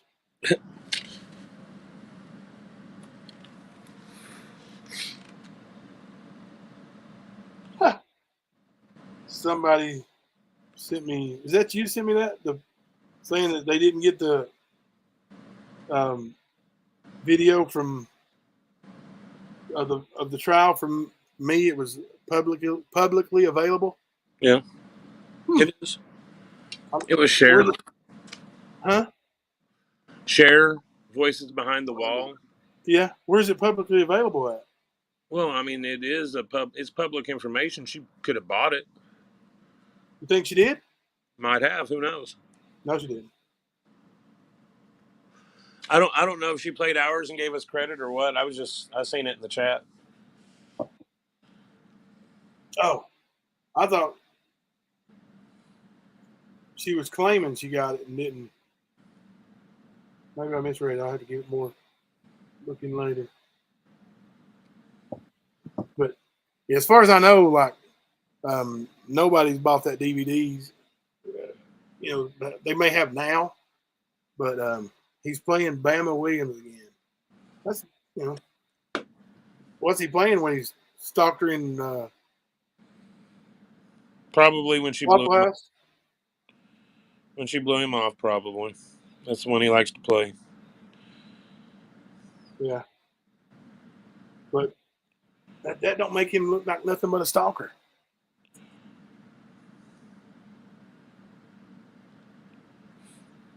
Yeah. Trying to look through here and see what some peoples is saying.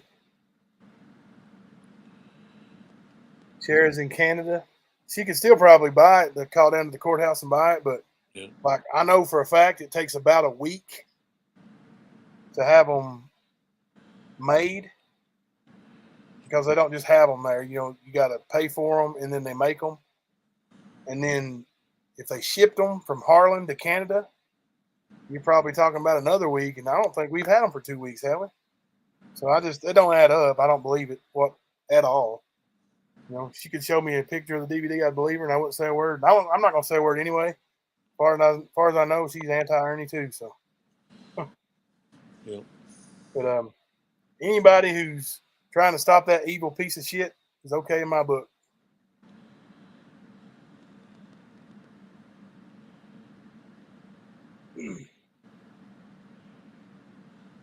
Cher played it. Apparently, it was ours because you could hear the dog whining. Oh yeah, it definitely was mine, wasn't it? Yeah. Yeah, that's not on the original. Publicly available. Okay. I guess it is publicly available, but you know, you still got to cut our stuff out of the front of it, and Yeah. so well, maybe she gave us credit. Did she give us credit, Don?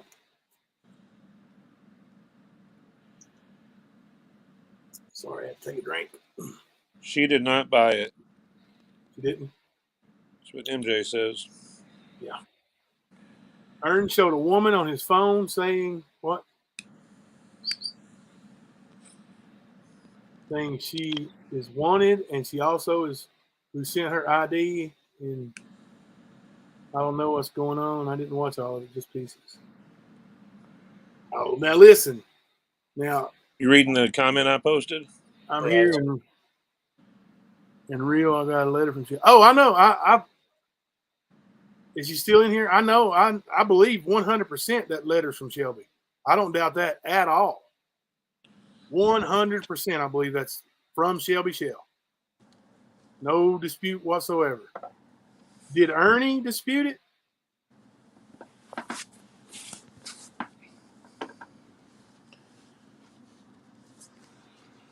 She's still in here. I'll give her a link if she wants to come up and talk about it.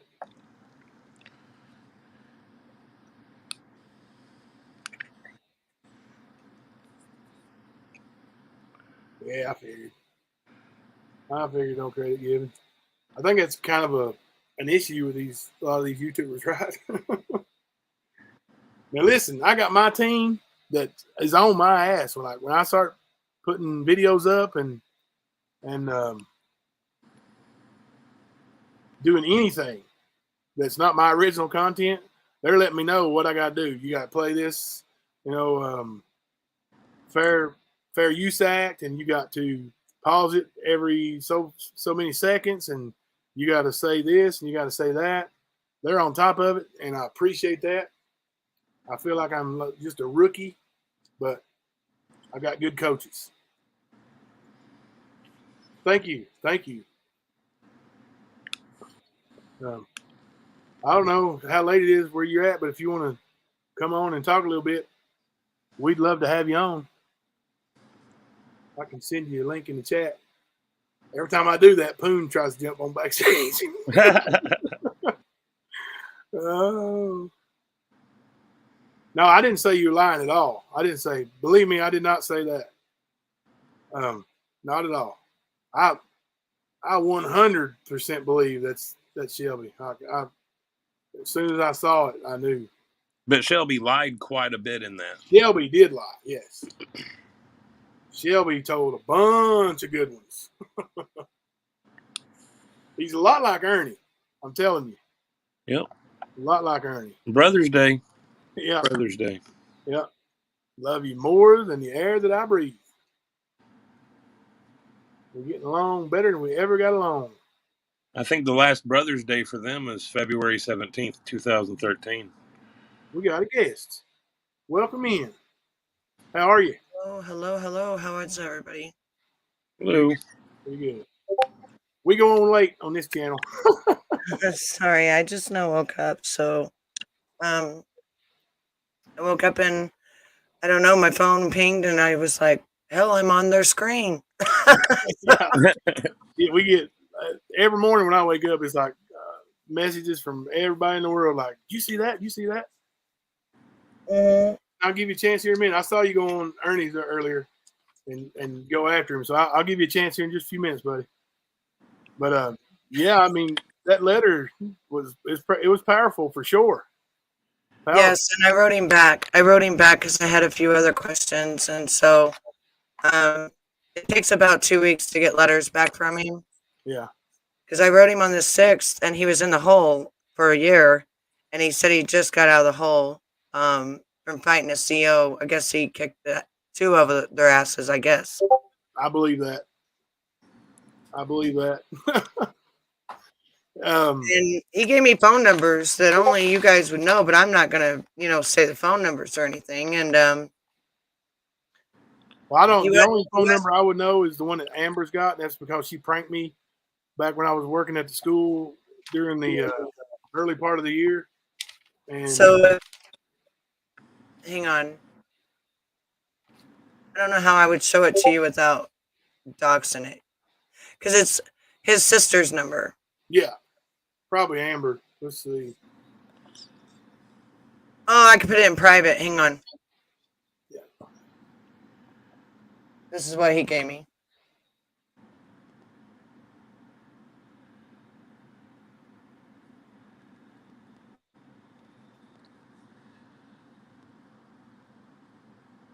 And he said, once in a while you can contact. It depends on how she is, I guess. That's Amber. He said you can ask her about me, but she got her ways too. I don't know if she will talk or what. She worships Shelby. Yep. She worships Shelby. So that's what. She won't say anything bad about Shelby. She went on the witness stand and told everybody that Ernie was gay and that Shelby, she was not afraid of Shelby, but that she was afraid of Ernie, and that Ernie was a known liar, which everybody knows that now. 100%. I was only in there to get Savannah out. Yeah, I'm glad she got away from him. But now I don't know if you saw what I was saying, but there's a few things in there that was just completely outlandish, like the DNA. Mm-hmm. There was only one DNA found, and it was not a match for Shelby. What did he said? There was two. Yeah, I'm gonna read what he said here.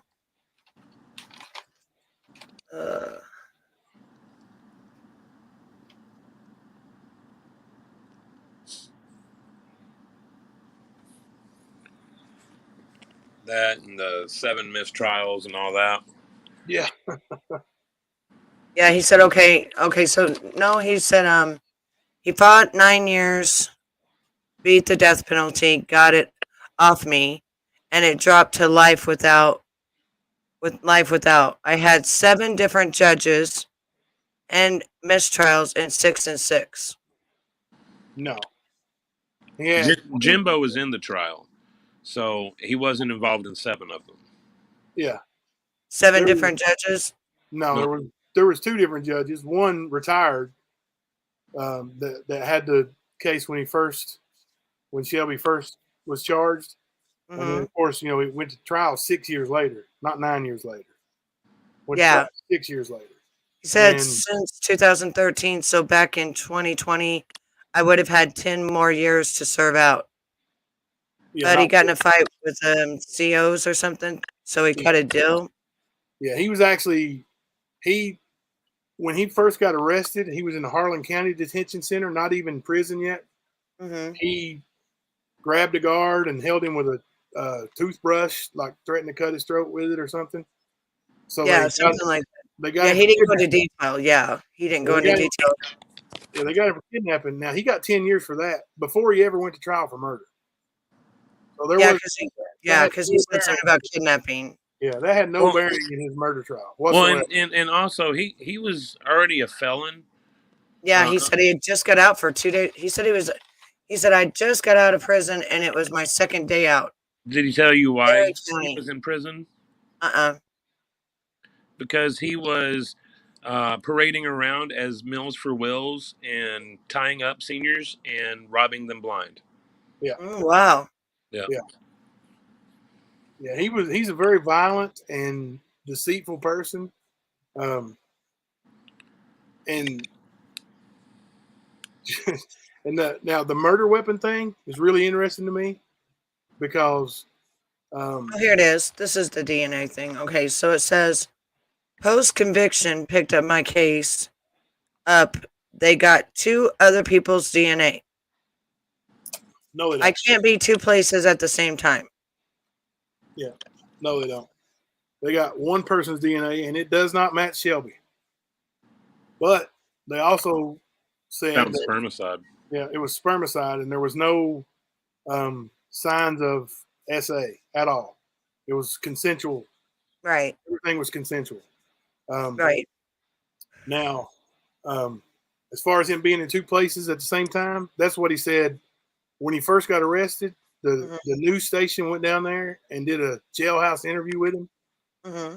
And in their jailhouse interview, he goes, "They got the wrong one. It wasn't me. I was at work. I can't be in 2 places at one time." Well, he was not at work. They checked his records. They checked with his boss. He was not at work when the man was killed. So that 2 places at one time jump. Yeah, he didn't say where he was. Oh, he did. He did in the jailhouse interview Yeah. with YMT. And I've got that too. It's just so hard to hear because the acoustics in the jail are terrible. Yeah. I've got the entire trial, every bit of Yeah. it, uploaded to our channel pretty much. And, Right. but now he I wasn't. asked him this time when I wrote him today. I asked him about the DNA. I said, "Can you tell me more about the DNA?" Because I didn't know what he meant by 2 different DNA or what he even meant by that. Well, it was a rumor started by the Shell family, Amber and one of Shelby's other brothers. One of their half brothers that wanted to see Shelby get off. They all started a rumor that there was more than one DNA and that Ernie refused to give DNA. All that was just made up stories by the family. Like they never asked Ernie for DNA. Like Okay. even on the witness stand, they specifically asked Mike Cornett, the lead detective, Mhm. "Did you ask Ernie Shell for DNA?" And he said, no, sir, I did not. So, I mean, they did not ask for Ernie's DNA. Now, the defense made a big deal out of that, but they didn't ask for it. But if Shelby's DNA wasn't there, then they had Shelby's DNA because he gave it to him. He offered it up. Right. So Now, he did say something about he asked for a lie detector. He said, I tried to take a lie detector and everything. that's not true. Not true. Well, when He didn't- next time you write him, why don't Uh-huh. you ask him about the details of what he told Jimbo on the phone? Yeah. Yeah, he said something about phone. Okay. That's what I'm the one who recorded him. Okay, he said, let's see, let's get to that. Let's get to the part of the phone.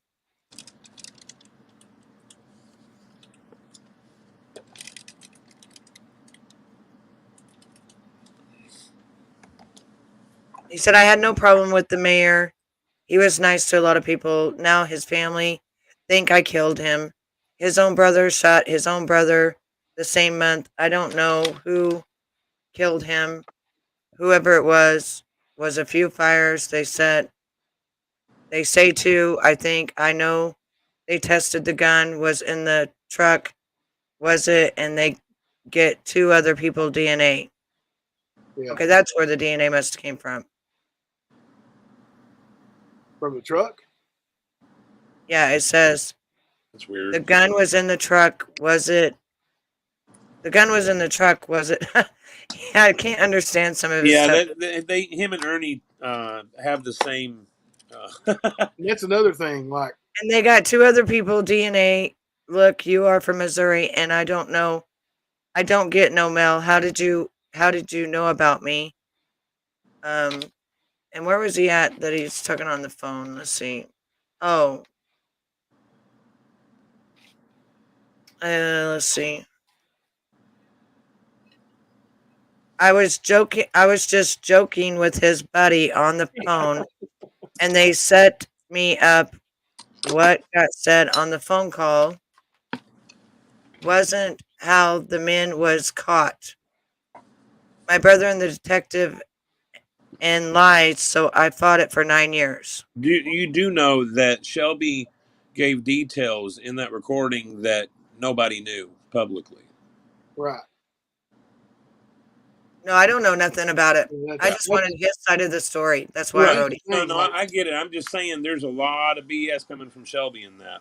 the whole reason I went and got those trial DVDs and even brought this to light, Because Ernie show, lies about show it. what a liar Ernie was. Because he claimed this is part of his claim to fame. Yeah, and I had no idea because he kept saying he brought that savage lion to justice. Yep. And I had no Yeah, idea. and he says my brother is not a cop. He's not. And he is not a bounty hunter. He's not. He told everyone he was the winner of a tough man contest Yep. in Hazard, Kentucky, rough and rowdy brawl. He's not. Our mother fight in out in it. Our mother fight in it, and he cut 2 off of women diversion and made men diversion.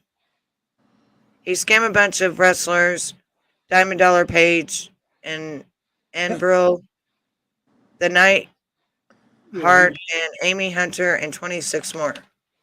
Yeah, that's pretty right on right there. I mean, that's pretty. You know, we brought that up too.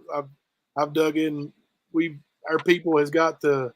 Ernie keeps claiming that he was never convicted of anything, but in that wrestling case, he actually paid restitution.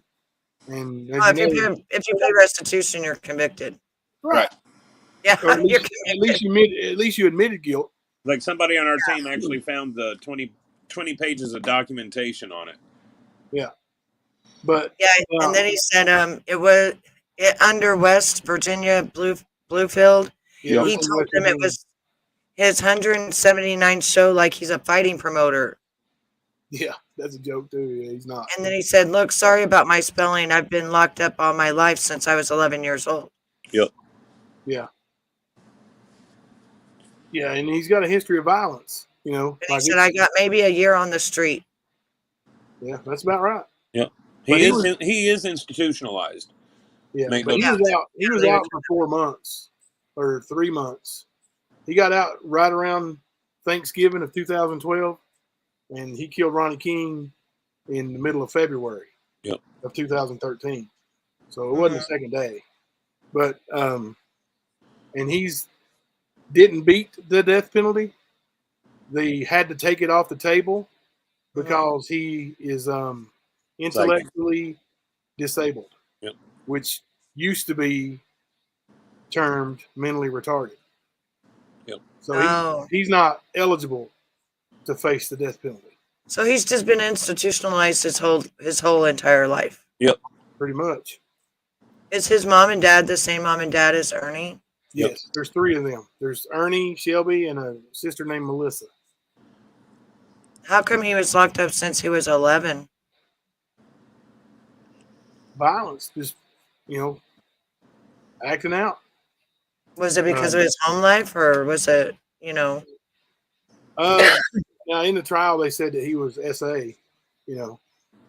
Of course Ernie, disputes all that. Says it never happened to him, never happened to their family, but said that in the trial. So, and that was from psychiatrists and doctors. So I believe it to be true.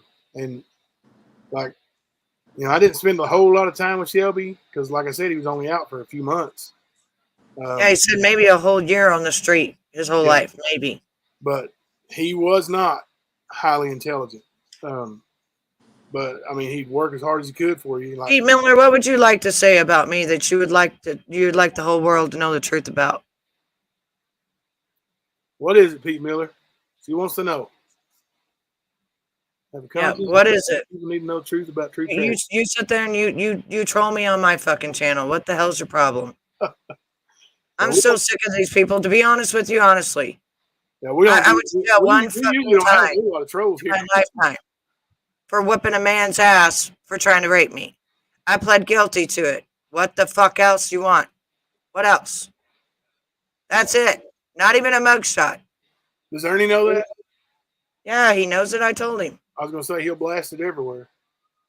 That you've got a criminal record. That you're a violent felon. It ain't a criminal record. It was a fucking misdemeanor. God bless. I'm telling you what Ernie will say. I don't give a fuck what that motherfucker says, to be honest with you. I was only in there for one purpose, and that was because somebody wrote me and said, Betty, we need help. I need you to get Savannah.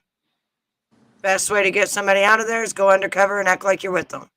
So you really weren't ever Hell no. truly engaged or friends with Ernie? Hell no. Well, that's a relief. 100% not. I'm the one that outed him 3 weeks ago. If you go look, I'm the one that outed him. And then I had to private my video. And then I came up fucking screaming at him like a crazy person. What'd you out him on?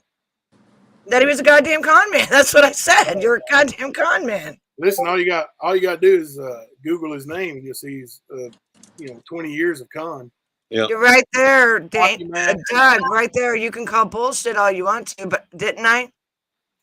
And I went back in, and I'm not going to tell you who emailed me because that's nobody's business. But I went in and befriended him to get a person out, and I got her out. That's all that matters, isn't it? Well, I think I know who you're talking about. And I'm glad she's away from that fool because he treated her like shit that day. And he don't treat any women right, dude. Actually, he don't treat anyone right. He's a piece of shit. So, yeah, I mean, I have a misdemeanor on my fucking record, and I didn't admit to watching 49,000 hours of child pornography. Listen, dude, this is what's so you guys are so fucking stupid, okay? Number one, my friend went undercover down on the dark web. He found 49,000 links to one IP address. It was sent to the FBI. And then he was, natural causes killed him away. And then 2 years later, I tried to tell my story. While Dank Williams is in the room and I have a brain injury, I don't speak exactly correctly after my brain injury. This was about 5 years ago, before they took down my fucking channel, my big channel. And after they took down my channel, they had the FBI and the CP department at my house, checking my phone and my computer. I was cleared and vindicated, and the motherfucker still won't stop. And Pete, you're Dank Williams, so get the fuck out of here. I know exactly who you are. Pete, you in here hiding out as Dank Williams? Or Dank Williams in there hanging out as Pete? Yes, it is. Dank Williams is Ernie's boy, ain't it? Now he is. He used to be yours, kissing your ass. Dank Williams? Yeah. Oh, yeah. Who was Dank? I don't know Dank. Yeah, Dank was in here saying thanks to Stan and using your videos. And he was on Fuckhead's channel tonight. What was he doing on his channel? Mm-hmm. I didn't watch it. I went to bed. As you can see, I just woke up. He's in the chat. He's in the chat.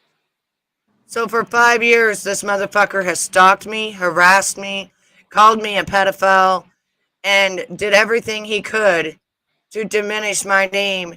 And he's even had a cease and desist letter sent to his ass, and he still won't stop. And if he don't stop, he's eventually going to get a defamation lawsuit put against his ass. Yeah. Because I'm sick of it. I'm done. Yeah, Jamie booted Dank earlier. I did see that downtown, Trina. That's who Pete Miller is. He has like about 100. He has about 100 sock accounts. Yeah. Well, this I just wanted you to know, like, Shelby's a lot like Ernie. They're smooth. I believe it. I mean, I don't believe con people. What I wanted to know was just what his truth was. You know what I mean? Right. Just his truth. What his actual truth was. What I mean, what's I your still truth? say keep writing him and don't say that you're on this con and just. I mean, hell, even worse comes to worse, he probably still does need a friend, but he may tell you other things that that would be good to hear. Yeah, I wrote him today. And you're only allowed to write 3,000 words. So Yeah, you gotta be selective. I get it. Yeah. I wrote as much as I had 3 words left, if put it that way. Yeah. But the first time I only wrote him, and I really seriously just wrote very small. It was, I know there's 3 sides to a story. There's one's the truth, and two's other people's story. Their aspect, yeah. Yeah. And that's all I said. I didn't know he would actually write me back. Yeah. But I do know that, and I've known this from the beginning, that Ernie is a con man, and that he's bisexual, Yep. and that he's a piece of crap. Yep. Yeah. And Mr. Dank Williams is obsessed with me. If you go look at his YouTube channel, you will see what I'm talking about. He even has my daughter on there, for crying out loud. Who does that? He even has me and my fiance on there while we're wedding shopping, and he has us on there. Where is Steven for 5 hours? Then he says we're with the Illuminati. Sorry, but I am not in the 1% bloodline of not the Illuminati. Right. Hey, we got this one guy want to come up. I seen him on Ernie's channel earlier, and Ernie kept cutting him off. And Nevaeh, you're him too, so get out. Get out. You're him too. You're him too. Get out. Get out. Get out. I know exactly who you are. You're all your fake accounts. Get out. so let me. Jesus. I'm gonna He's bring stalking Jason me everywhere. I'm gonna Everywhere. bring Jason Ludwig up and let him. Like Ernie kicked him out of his thing a while ago. I want to hear what he's got to say. Oh, okay. What's up, buddy? Hey, what's up, bud? No, Can you hear me? what's going on? What you and Ernie had out over there? I lost my cool, man. Honestly, I should have played that a little different, but he gets paid. But I just Some people. I don't know, man. When you're around people like that in prison for so long, and you see them become, like food. Like people like him don't last. I mean, he don't last on the outside. You know what I mean? Like that's why he is the way he is. But So many people are marveling at the fact that he's still around. Like I'm for real. He's always telling stories about how bad he is, and what he does, and who all he's whipped, and You know, Yeah. and even the story he tells about Shelby, like he's rehearsed it a million times. You'll hear him. He'll say, "I brought a savage lion to justice." You know, like Yeah. He's got like the same exact parts like emphasized and everything. It's the but then same when you exact see him on time the every witness single time. stand, you see him on the witness stand. Oh, and he he's was looking scared. down. He won't even look up. Yeah. You know, Did you like guys know Yeah, he was sometimes scared. you look to the side? When you're looking to the side, did you know you're lying? Did you know that's a sign of you're lying? Ernie's always. I look Yeah, everywhere. pretty much. I mean, the lack of eye contact or face Yeah. contact, like line of sight, is pretty much telling you're lying. Yes. And he was like this, and then he was like this, and Yep. I was like, wow, Oh, yeah. what a person to be on the stand. Well, and you could see that he was fidgeting back there Yes. too. You could see it, and it was like, yeah, he's got that nervous thing going on. He's lying. Hmm. He's sitting there trying to remember the lies that he'd practiced before he got there. Right, Yeah, he was right. shaking.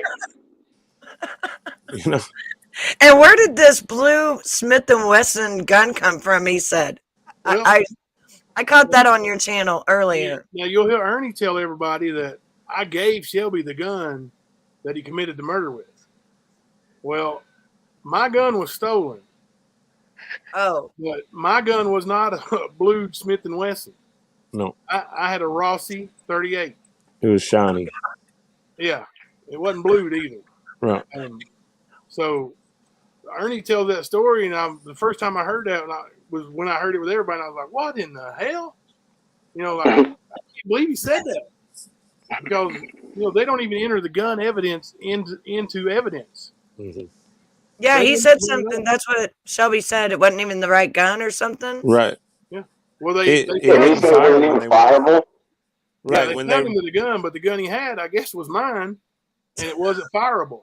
right Oh when they my went to run goodness. ballistics, Now, it wouldn't fire, and it didn't have a file mark in the barrel either. yeah, but now Shelby, in his jailhouse interview right after he was arrested, says that Ernie handed him a gun and made him handle it to put his fingerprints on it and set him up. Well, Yep. that gun hasn't been found. I'm kind of wondering if it wasn't a blued out Smith and Wesson. Right. Right. Well, I mean, and then you add the fact that his girlfriend's car that he drove all the time was seen leaving the house right after the fire started. That they were trying to Yep. destroy the evidence. The car was seen not just by a person; it was by video surveillance. Yeah, it's on video. Yeah. Oh So I wow. mean, you can't. It's real. It's a real situation. So now there's a chance. Yeah, there's always a chance that Ernie wasn't driving that car, but he drove it all the time, and we all know how he loves to be in a car. Yeah, All the time, every time I see Exactly. especially when it doesn't belong to him. Exactly. I know. It was about late fall. He was up in Canada and all that area, and he was making lives from other people's cars up there. But yeah, Well, I wanted to that ask car. was, go ahead. Go ahead. No, go ahead. You finish what you're saying. I was just going to say, bottom line is that car that he drove all the time was seen leaving the murder scene right after the fire started. Not just that morning, but right after the fire started. And you know, Oh, like Ernie and I were both sequestered. Like, I don't think they call it sequestered, but because it's not the jury. But we were in a room. We weren't allowed to hear any testimony. That's true. Like the witnesses that witnessed weren't allowed to be out there during the trial, so we didn't hear anything. Like the first time I've heard all this stuff, mhm. it is now. Yeah. Like when I went and got those DVDs, like I had no idea that the Okay, so you had to go out of the courtroom when they came in to testify, is what you're saying. we were never allowed in the courtroom. Only when Right. we testified. Yep. That's the only time. Only they go when there. you testified. Okay. Yep. Okay. But you know, when I'm hearing all this stuff now, and it's blowing my mind. I'm like, I've took up for Ernie for years. People say Ernie was involved and Ernie did this, and I'm like, no, there's no way. Shelby told me exactly what he did, but Shelby also said he went back up there to get rid of the evidence. He thought he left fingerprints, and he thought he left DNA. So Mhm. now I've created a new theory after that because of what I've heard, but I believe Ernie did go back up there with him, Yep. And help him. Not with help him the try actual. to burn the house down. Right. Well, the house Exactly. did not burn down. There was a couple fires set, 2 or 3 but they didn't burn down. They tried to set the body on fire, and Oh my. and the couch was on fire. And I think there Yeah, might be another one. the pictures are shocking. Disturbing. Yes. Awful. So did they try to set the mayor on fire because they didn't want him to know that there was semen in him? Probably. Yeah, he was torched. Or at least just the evidence of sexual contact, you know. Listen, that guy Just alter everything. that guy died the most miserable way I could ever imagine. Like, if you just saw the pictures, you would think, "Oh my God." Now, I seen the question asked in chat earlier. What was the cause of death? And I do believe it was gunshot to the head. Yep. But he had to there was a lot of stuff done to the body. I don't know if it was done before or after, but there was a lot of stuff done to the body too. Yeah. And I don't mean laughing. I'm just like disgusted. Right. Having Yeah, to think about it. disgusted. That's a lot. Yeah, disgusted about it. Yeah. Yeah. Because I mean, there's actually pictures of it in the evidence, and it's, gosh, like you don't sleep right after that. You don't. I bet not. I can imagine. It was hardcore. Usually when a person's institutionalized, they're going to be institutionalized for life. So even if he gets out, he'll probably do another crime because they're so used to it. They'll go right back. My wife will tell you that when he was, like, Ernie introduced him to us around Thanksgiving. And he'd come over and he would work at our house and we'd pay him cash. And I paid his child support for him. I loaned him that money. And which I never got that back, by the way. But anyway, my wife will tell you, like, he told us a few times, I'm going to go back home. We're like, what do you mean? Where's home? He's like, prison. That's my home. Mm-hmm. Well, he expected. He knew he was going to go back to prison. Yeah. So yeah, because that's what the statistics say, that once you're institutionalized, you're pretty much that. I mean, that's all they know. Yeah, yeah, that's true. I don't care. Pete Miller. I do not give two shits what you say, but you're lying. Okay? Listen, guys. Just like always, like, this is not attack a panelist or attack anybody. Yeah, this ain't about personal business. We're this talking is about Ernie Shell. Ernie Shell. That's all.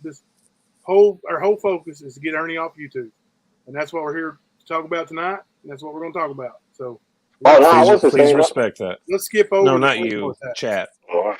Yeah, let's skip over. Jason, you have the same color living room I do. See, mine's this is my parents' kitchen. My mom's in Florida. I had to come up here and take care of her dog. So and that's the color of my brick red. It's very warming. Yeah, but what I wanted to ask was the other night when you mentioned something about a timeline. I don't know if you forgot, but I mean, not like saying like, yo, get it out. But what I was saying is, kind of what I was gonna say is, if you hadn't been able to come along and provide that evidence and say and prove the things that you've been able to prove, I think a lot of people, would still be, either on the fence or following them. You know what I mean? And having this right here is important. And like the way that you're like, I mean, I just popped up, maybe like a couple weeks ago. I was used to watching just videos and not saying anything, and everybody's been, it's like a welcoming community and everything, and that's important. But I think I waste my time on the panel with him tonight. I lost my shit. Where, yeah, all right, whatever. I said what I had to say, but it could have been used better. But at the same time, if people are, like if I'm going to go in there and go off, yeah, it's going to bring other people because it's going to be a show. And at the same time, if it's going to bring them views, I would rather more eyes be on it, because if more people come at them, you understand? You understand where I'm going with that? But the other thing I want to say is like, basically thanks. You know what I mean, for doing that, and like you don't have to put as much of yourself out there as you have. And I'm not saying you're wrong for doing it. I'm saying thanks. You know what I mean? Because that shows people that are coming over where they can trust. You know what I mean? Where they're coming from. He's got a story for everything, an excuse for everything. He's always gonna lie. He's always just, oh, is that weird? Like my last name. Like he was trying to do a play on Ludwig. Like, my man, chill. You know, people are gonna catch on to where they come over, not just here, you know, in other towns and stuff, and they're gonna be accepted and given the truth instead of giving lies all the time. I mean, it might not happen instantly, but we can't let up. And things like what you're doing and things where other channels are, it's important. And, you know, it's really all I wanted to say, really. That was worth me sitting and waiting. I mean, plus the conversations that I was listening to is cool, too. Yeah. But, yeah, the timeline, if we can establish that timeline, it's going to be a lot harder. You know, he's going to argue no matter what. We all know that. He's going to lie and say no matter what. But, you know, people have common sense and people can see, you know, once you start setting up more. I mean, I know from coming here, you know, I don't know, I can't remember the first time I watched your videos or whatever, but I know since coming here, I've seen people in chat come and say, hey, I'm new here, just found, and maybe they didn't come directly from Ernie, but, you know, people say, hey, go to the stand, go over, you know what I mean? And that's important for that kind of stuff because it you know, that's like, you know, he's a predator for real. I was he's going to for say real. it keeps him away from his bait. Oh, yeah. Exactly. Exactly. Yeah. Well, I I'm mean, getting ready to play a couple of videos too with him actually showing his predator behavior. So yeah. But we'll cut you guys down. Not cut you down, but cut you off the panel, and just me and Matt will be here. But yeah, I'm gonna go. My dog's I'm gonna my mom's dog's going crazy. And thank you for having me on the panel. I appreciate it. Thank you. Thank you. And Yeah, that really thanks to everybody keep for being writing. welcome. that's really Shelby that wrote Thank me, you, and I believe it. Yeah. and he'll be writing me again. You know. Yeah. And I just wanted to say that sometimes when you go into investigation, because it was somebody that was actually from here, because the first time I was outing Ernie Wright, then I had to play nice to get Savannah out of there. So that's the way it goes. I'm glad And you were here. that's what I did. And once I got her out of there, you notice I'm gone. Right. Yeah. Good deal. I'm All glad. right. Well, thanks to everybody. I'm gonna. Yeah. Hey, thanks for sharing, brother. Thank you. Yeah, so you guys are welcome, and thank you for having me on the panel. And I'm just tired of being stalked and harassed by a crazy obsessed person of me. Yeah, I don't blame you. It gets old after a while, honestly. I know the feeling. But Right, I would right. keep that correspondence up with Shelby and see what he does tell you, because you might find out about a Smith & Wesson somewhere. You never know. Yeah, ask him about it. Yep. Yeah, I asked him about the DNA. I asked him if he knew the mayor. And see, that's another thing. Ernie lied about knowing the mayor. Ernie denies knowing him, but they both knew him. Like, Yep. yeah. Oh my God, are you serious? Yep. Now you're going to ask me? No, I am not on drugs. Oh. Jesus Christ. Don't pay no mind. Don't pay no mind. Yeah, Thank don't you even for look, coming don't on. look at the comments. We'll get off. We'll let you off here. We're gonna play a couple of videos, and we appreciate you coming on though tonight. Appreciate that. You're welcome. The only thing I've ever done my whole life is smoke weed. That's probably why I look like I do at 46 years old, okay? There you go. All right. Jeez. All right. Have a great one. Thank you for having me on. Thank you. Bye. All right. Now, I promised you guys a video. Word. Let me look it up. I actually got a video that we've got that I made today, uploaded. Just shows it's a little mixture of the Predator himself doing Predator things, and I put a little, collage together, if you will. Mm-hmm. So I'm going to mute Compilation. and you guys enjoy. Actually, let me pull it up and share it first. And then you guys will enjoy. Screwed it up again, Matt. What do you think, man? Why didn't you save me on that? All right. Well, crap. I messed it up again, didn't I? It's the wrong one. Yep. I'm about to get somebody to work the controls for me. Work the controls. For one thing, my fingers are too fat working all these controls all the time. Stand. Talking to myself again. It's okay.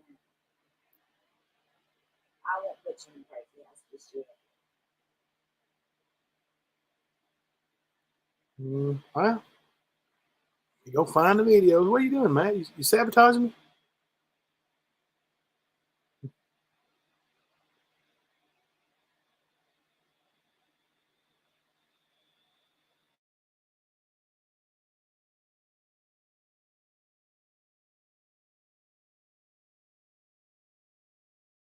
We talk about predators. Everybody's like, oh, he thinks everybody's a damn predator. Everybody's a child predator. No. Predators. A predator is defined as someone who preys on another. That's a predator. You don't have to.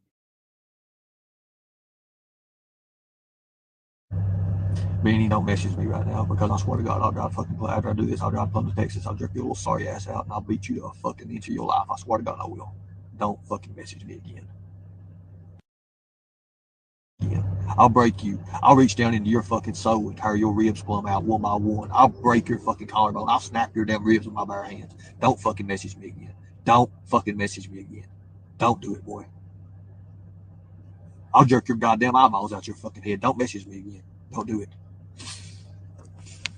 Don't. Oh, I know. Goddamn Don Well told you shit about fucking Summer Wells. I know good damn well. Don't fucking message me again. Don't call me. Don't message me. I'll break you to fucking half. And I don't give a damn. Don't message me, Benny. Because I'll run through you and your goddamn law enforcement. I'll run through every one of you motherfuckers. I'll hurt you bad. Don't fucking message me again. That's a fact. Don't do it. Don't message me. It's not a threat. Don't message me. Do not fucking message me again. I don't want nothing to do with your sorry ass.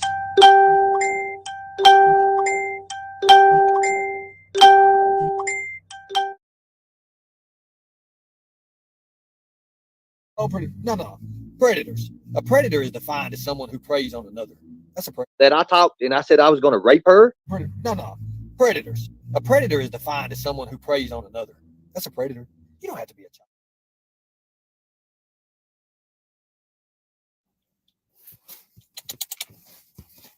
He used a woman in New York who I know. Oh, let me text her right fast. Text Tammy. Oh, shit, did I just name that name? Her initials is TM. Let's tell about Tammy. Who is Tammy? Tammy is connected to and Tammy is a drug addict. Tammy sells her Klonopin. Tammy sells what other pills? Tammy lives in a weird area. You want me to give her address? You want her address? You can have it. No. Predators. A predator is defined as someone who preys on another. That's a predator. I'm forgiving you for that. I do not forgive you. I'll take a charge on that, pal. I'm going to take a charge on that. And I'm telling you right now, I don't care what law enforcement's watching. I'm taking a charge on that. I'm whooping your ass. There you go. How's that? There you go, Matt. How's that? I'm taking charge on that, pal. I don't care what law enforcement's watching. I'm whooping your ass. And then he uses the R word with another lady, and he doxes another lady and talks about her medicine. And is that not, by Ernie Shell's definition, a predator? Matt, you got us muted again, buddy. But by Ernie Shell's definition, a predator is someone who preys on another. That's Ernie Shell. Yeah. Right? Mm-hmm. Ernie the nutshell. I mean, Ernie in a nutshell. Like, dude preys on men, Eric Rush, women, kids. Dude's out here taking people's money saying he's protecting kids. Right? Mm-hmm. Protecting kids. How can you be protecting kids if you're online on YouTube all the time? I'm going to tell you right now. What are we doing, like 3-4 hours a night? And like when we have basketball practice and my kids have anything to do after school and I go live once, my day I'm wore out. How can he be out there saving kids' lives from predators and him on YouTube 16 hours a day? Mm-hmm. How does that work, man? How do you do it, Matt? I mean, you work double shifts every day, and you get on YouTube. How's that feel? I'm dragging ass by the end of the day. He falls asleep. And you ain't even fighting no predators, are you? No. He falls asleep. You ain't never gonna live that nap down you took at the end of the broadcast the other night. Oh yeah, man. Sorry. Never gonna live it down. You need to tell everybody if Ernie Spencer, they stay with them and they want to get rid of him. Yeah. All they have to do is give him chores. Yeah, my wife said Ernie's if he ever does make his way into your home and you want to get rid of him, just ask him to do a little work around the house, mow the yard, weed eat, and he will all of a sudden get a text where he's got to go on a secret mission. He will not read it. He Yeah. will run as fast as Yeah. he can run. You know those cowboy boots that has whooped all that ass? Yeah, Well, them cowboy boots ain't never mowed a damn yard in their life. I'm sure. And then the dude wants to talk about, I work myself, my fingers to the bone for that guy. I loved him like a brother, and he never paid me nothing. Never paid you nothing? Like, goodness gracious, the defense told the world I was your lover because I paid that damn cell phone bill for my daughter and you borrowed the phone. What do you mean you got paid nothing? You know that truck that he's in all his hockey mask videos where he says the haters are hating on him? Mm-hmm. Whose truck that is? That's mine. My truck. So even when he wasn't living with me, he was driving my damn vehicle all over the place. You know what he did with that truck? Left it broke down on the side of the highway. I had to have it towed to my house and worked on. And I never let him use it again. Now my son drives it daily. So, That'll just show you what Ernie does. yeah, he's a user, man, a manipulator. And you see the similarities in the letter and with the way Ernie smoozes these women, like their characteristics, the things they say, like he's always been jealous of me. I mean, some people say they look like twins. Hell, they act like twins. Mm-hmm. And my wife told me, tap something in the chat. I screwed it up. She telling you what to do again? Yeah, she made me type something in the chat. Well, that screen comes up there. Hey, Go ahead. I should do that more. You say, hey, man? No. I say, tater. Oh, goodness. Yeah. When you guys, that's a good point, Taylor Smith. When Ernie was having those videos of him, looking for the remains and they were digging, did you all ever see Ernie take that shovel and break ground with it? Did you ever see that shovel pick up any dirt and move it? Nope. Like he slung it through the weeds once, for show, act like he was doing some marking off some territory or something. Dude ain't got a working bone in his body, man. All he does is scam people. Lifelong scammer. That's the only thing he truly does put effort into. He really does. Yep, that's it. And then he'll send his let's get rid of that hate New York, guys. That's a little bit. Yeah. But he don't work a job. Don't have a paycheck coming in. He probably does now off of super chats, but he's not anything other than a con man. All you gotta do is Google his name. It's the haters, though. All those haters. Mm-hmm. Hey, we've got some stuff that, the way it turned out tonight, we didn't really have time to put it together, but we're going to bring you some receipts about Ernie's past as compared to what it is now, and you're going to see some eerie similarities. Okay. And then his false statements about how he's not supposed to be on medicine. We're going to show you where he's texting his friends saying he's actually doing good because I'm on my meds now, doing real good. Mm-hmm. We're gonna bring Makes it. sense. Yeah. He's a sick individual, man. You know, Shelby's getting help in prison.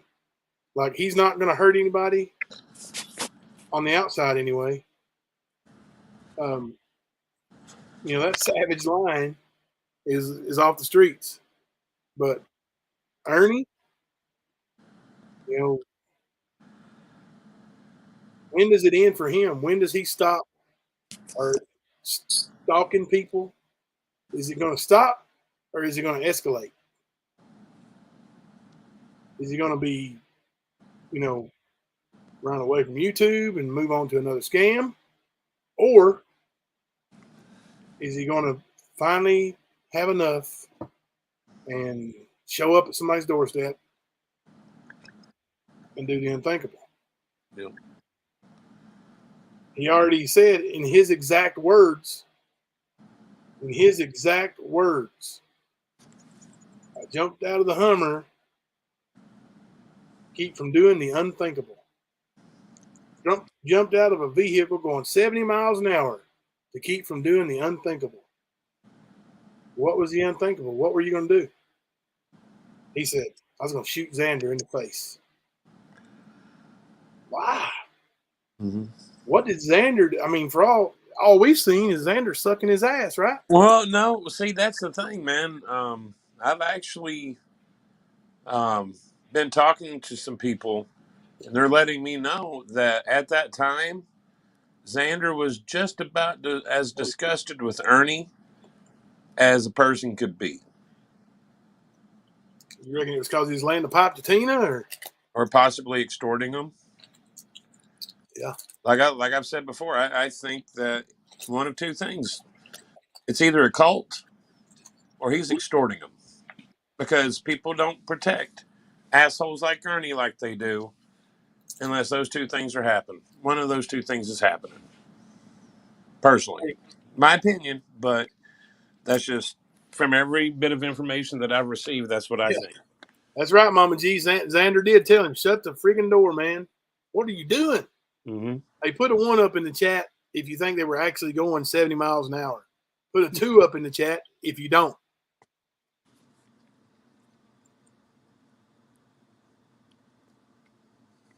Oh, goodness. 7 a.m. What? Where Kiss My Heart is at 7 a.m. Oh, okay. I was like, dude, we ain't been on that long. That's a good night. Have a good day. Whichever. Maybe get you some rest or go to work, whatever's next, I guess. Right. Thank you for hanging out with us till 7 a.m. your time. We appreciate it. That's cool. Sure is. But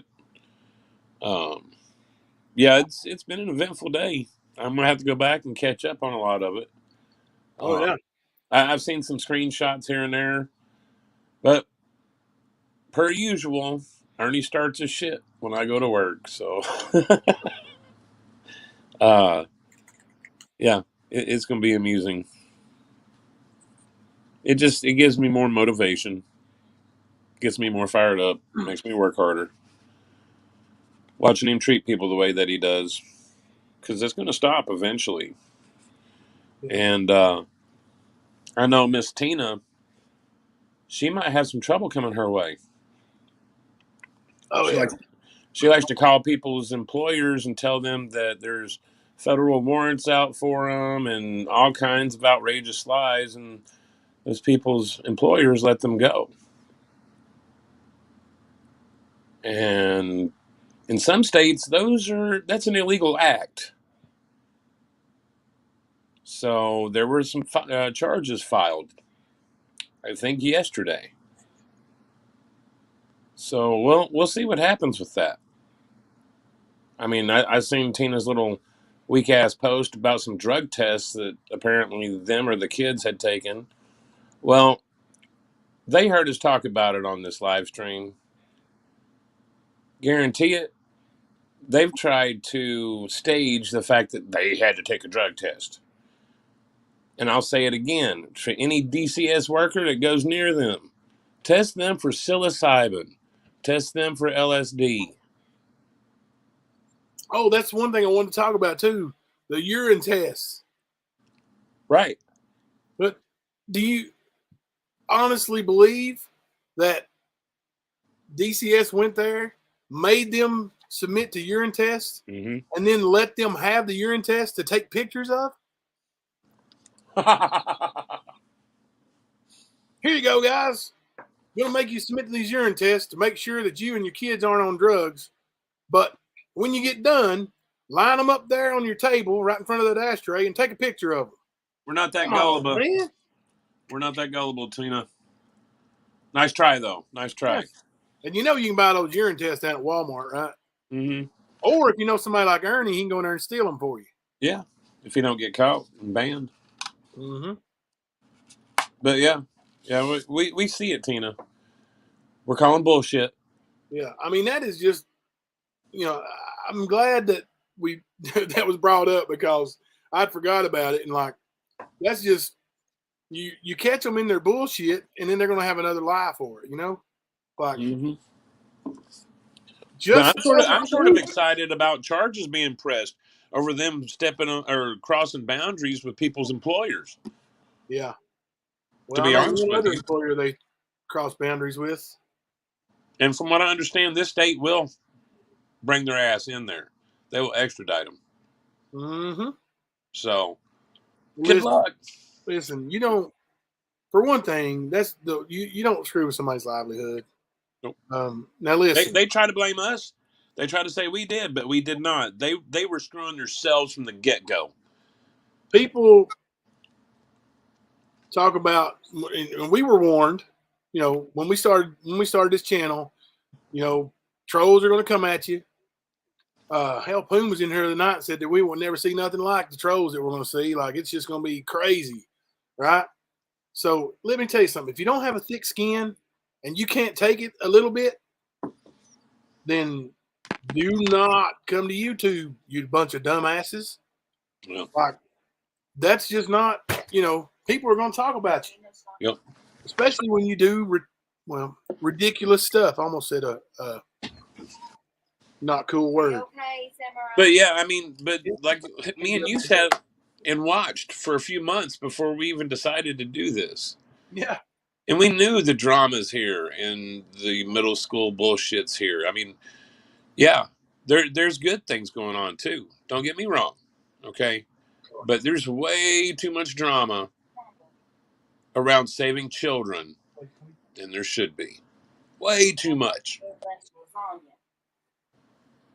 I mean, not for nothing. Guys, this petty bullshit, these conspiracies, I mean, I couldn't tell you how many conspiracies I've heard about Summer. And it's like people taking sides in the soap opera. It really is. Not putting down the passion, but use logic. Use logic. That's what we're asking you to do with Ernie. Use logic. Don't let him get to you or your information. Don't spread misinformation about him because he literally spills out tons of his own just to water down the truth, guys. He don't need the help.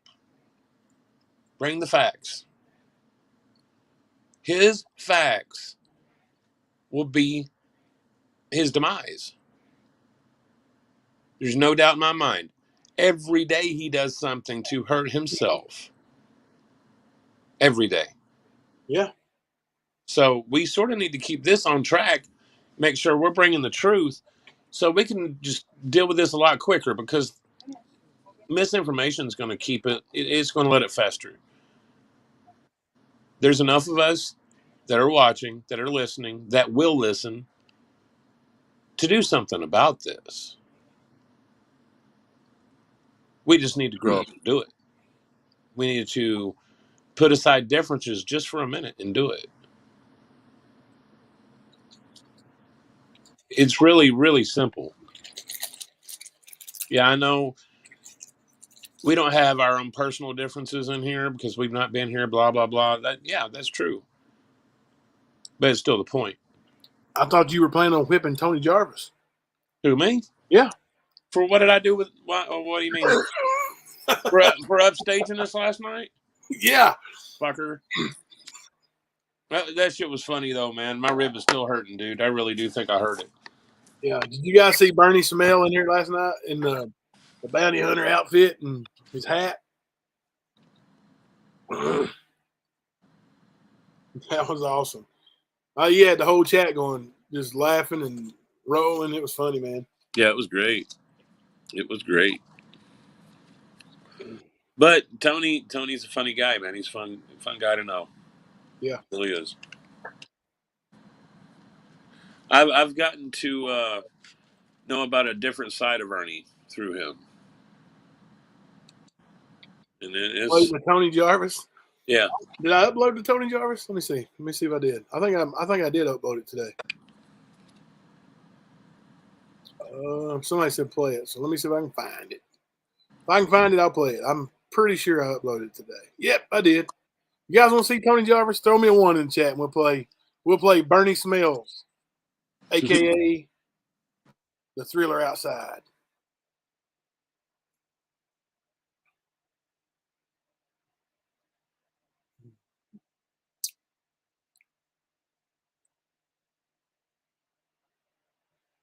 All right, we'll play it. I see plenty of 1s there. Mm-hmm.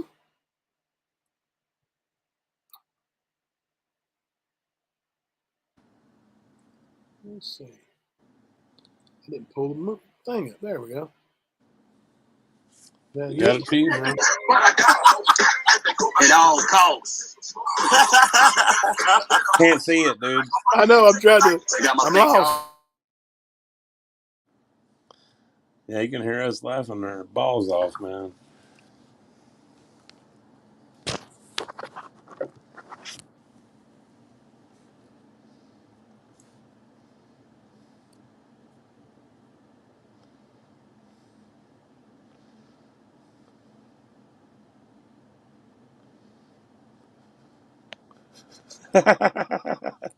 Tony's got a fan club.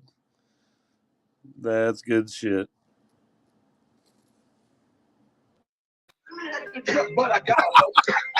At all costs.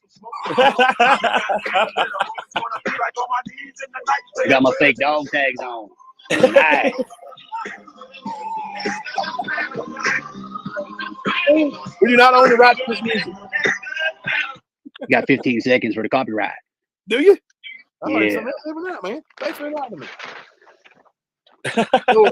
Hey, I Tony, thought that was Tony. That's actually Bernie Smells. That's right. what did I Welcome to tell the you show, about Bernie. earlier today? What did I say in chat? What's that? I'll be trying to upstage us, man. Are those One real of the life things. citizens? It's Tina's teeth. One of the things they always told me back in my bounty hunting days at the Waffle House. You get a bagel, you cut it once and butter it twice. So there. Oh shit. So there. Wow. Wow.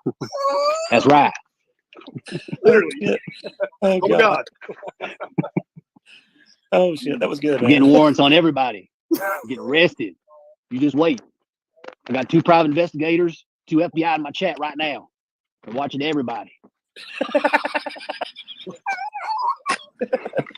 Oh shit. Everybody knows me knows I'm military, law enforcement. Oh god. So how many sting operations have you been on today, Bernie? Well, that's classified. Of course it is. I can't tell you. G13 classified. Oh god. You got the chat. Crack it up. I'm sorry.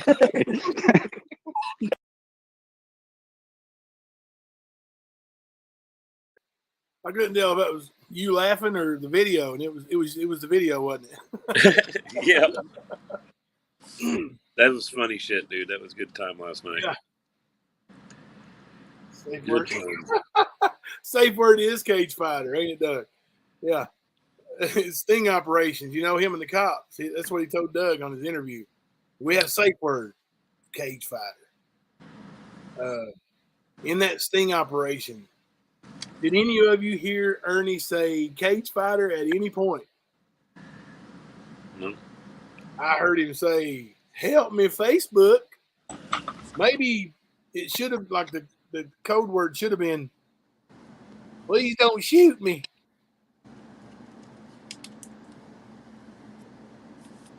Oh yeah, the bagel was awesome, man.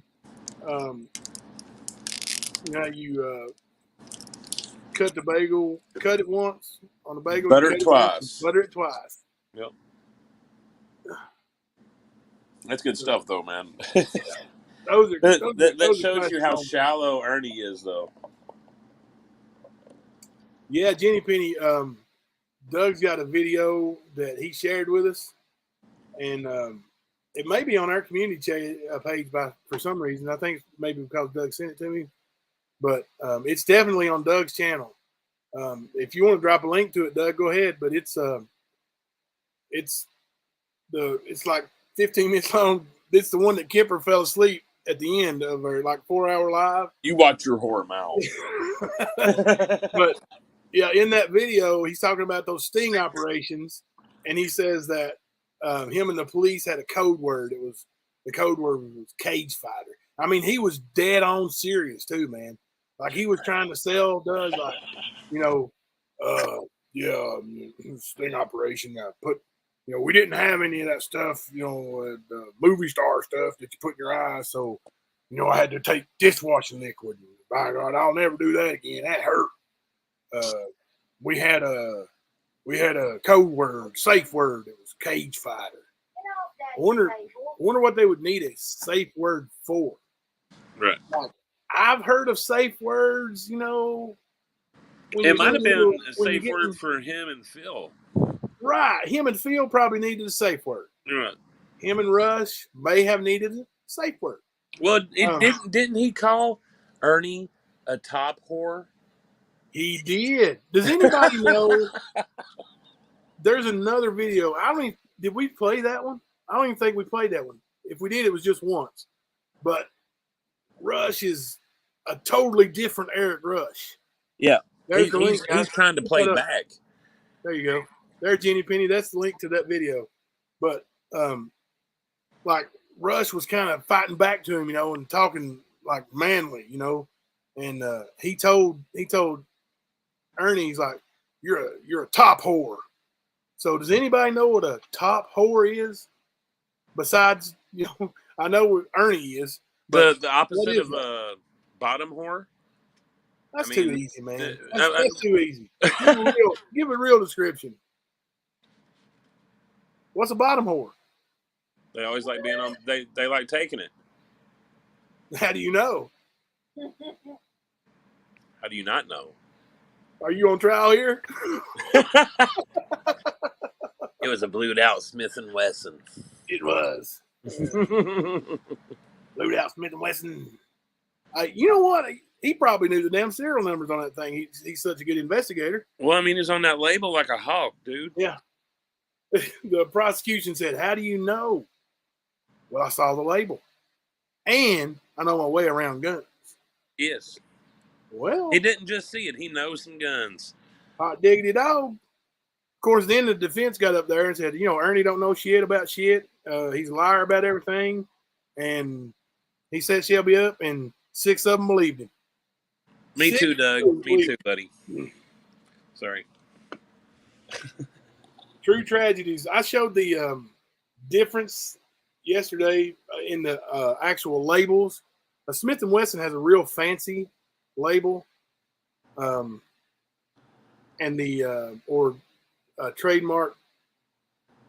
But the Rossi basically is just spells Rossi, Rossi.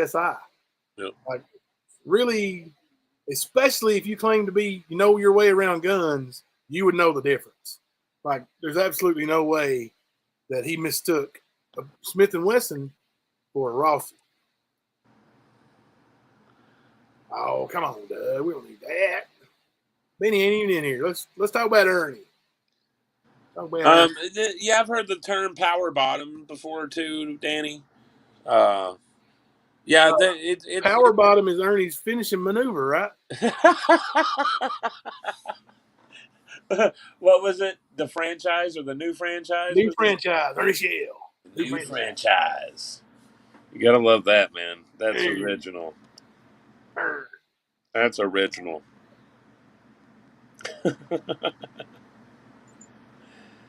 I call, True Tragedy said her fiance knows about guns, not me so much. She just has a 9mm. I got a Glock 40 cal that says that all these threats that have been made against me won't happen. Right. So, I like how Ernie's threatening to go to Plano, or however you say it. Plano. Well, I'll say this: he might go, but he's not going to call Benny. Yeah. He might call him. He ain't going to meet him. Hey, if anybody knows how you actually pronounce Plano or Plano, tell you what, if it's actually Plano, put a 1 in the chat. If Ernie's correct, and he might be, and it's Plano, put a 2 in the chat. I mean, but after tonight, like Ernie in his live tonight, he was talking shit about Doug. So I'm predicting that he's going to pretend to go to Texas and then California. That's my prediction. Let's see if it happens, y'all. Ernie does Dallas. Now, somebody knows their classic films. Well, yeah. Oh, that was Doug. No wonder. Oh, my God. Oh, yeah, that's good. Yeah, but that's my prediction. Ernie's going to try to pretend to do that shit. And then he'll be back at Tina's by the weekend, guys. Damn, Sean, your mom carries a 45? That's a damn hand cannon, boy. Hell yeah. She shoots somebody that's going to leave a hole in them coming out the size of a bowling ball. She's like my baby. She don't For play. sure. For sure. Oh, my goodness. You shoot one of those, you won't be able to hear nothing for a week. Dude, Doug, you're in Texas? Uh-oh. Better watch out. Ernie's there. Who's in? Or he says he is. Doug says I'm in Texas. Oh, okay. Hell yeah. That might be why he's going too. Ernie likes to pretend. Like he's pretended to come up here twice. Of course, he pretended to call me, which I don't have any calls on that Facebook Messenger, and I don't have a phone number. So, well, you know what's funny about it though is but he pretends. You guys know. At least probably most of you guys are from the continental U.S. So you guys know a little bit about the geographics of where Michigan is and where Georgia is, right? Like Georgia's in the south. Michigan is about as far north as you can get. Well, Georgia is about one state away from being as far south as you can get. It is. So Ernie, when he went up there to whip Matt's ass, like 2 hours later, was in Georgia. Getting pulled over on Facebook Live. Dumbass goes live with it. How y'all figure he did that? The Batmobile? Put a 1 in the chat if you think it's the Batmobile.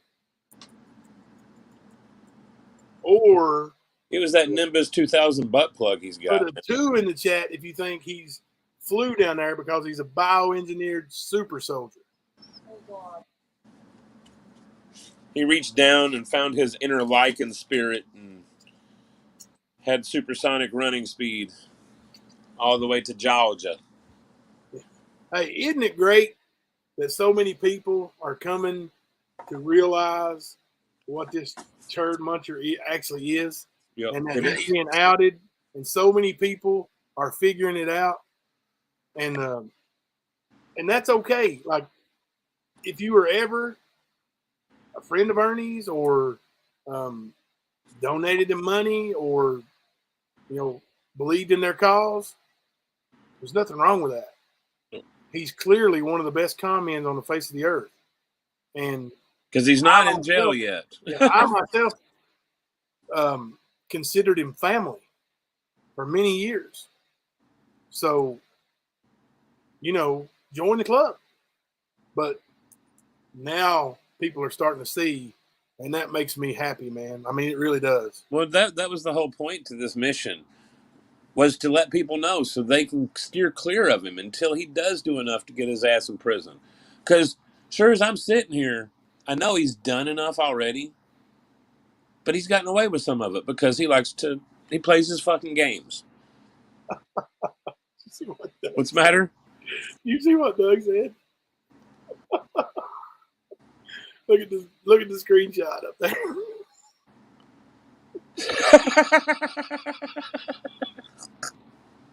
Wow. Oh my gosh, that's so good. That's so good.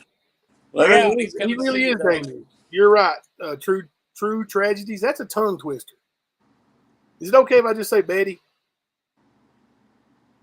Or tragedies or something. True tragedies is it's a tongue twister for me, but and tarot, like this 3 T's, man. But anyway, you're right. Like he is dangerous. Yep. He's really dangerous. Yep. Wow. And he thought he was going to get away with all of this shit, and that he was just going to leave Facebook, where he pretty much was, starved out, I guess. Like he literally, on his Facebook lives, he went from like 100 people to about 15 to 20. Oh, Now, there's a lot of people that helped work those numbers down. We did a lot of private messaging people with the videos and the information and whatnot that we had on Ernie. And Ernie left Facebook. Now he's on YouTube. He's got a new audience, and a lot of people are getting suckered in. He didn't want to be on YouTube. We personally thought there was too much drama. But we sat long enough that we were like, okay, we got to do something now, dude. And right when we decided it was going to happen is when the key people started waking up. And people started talking.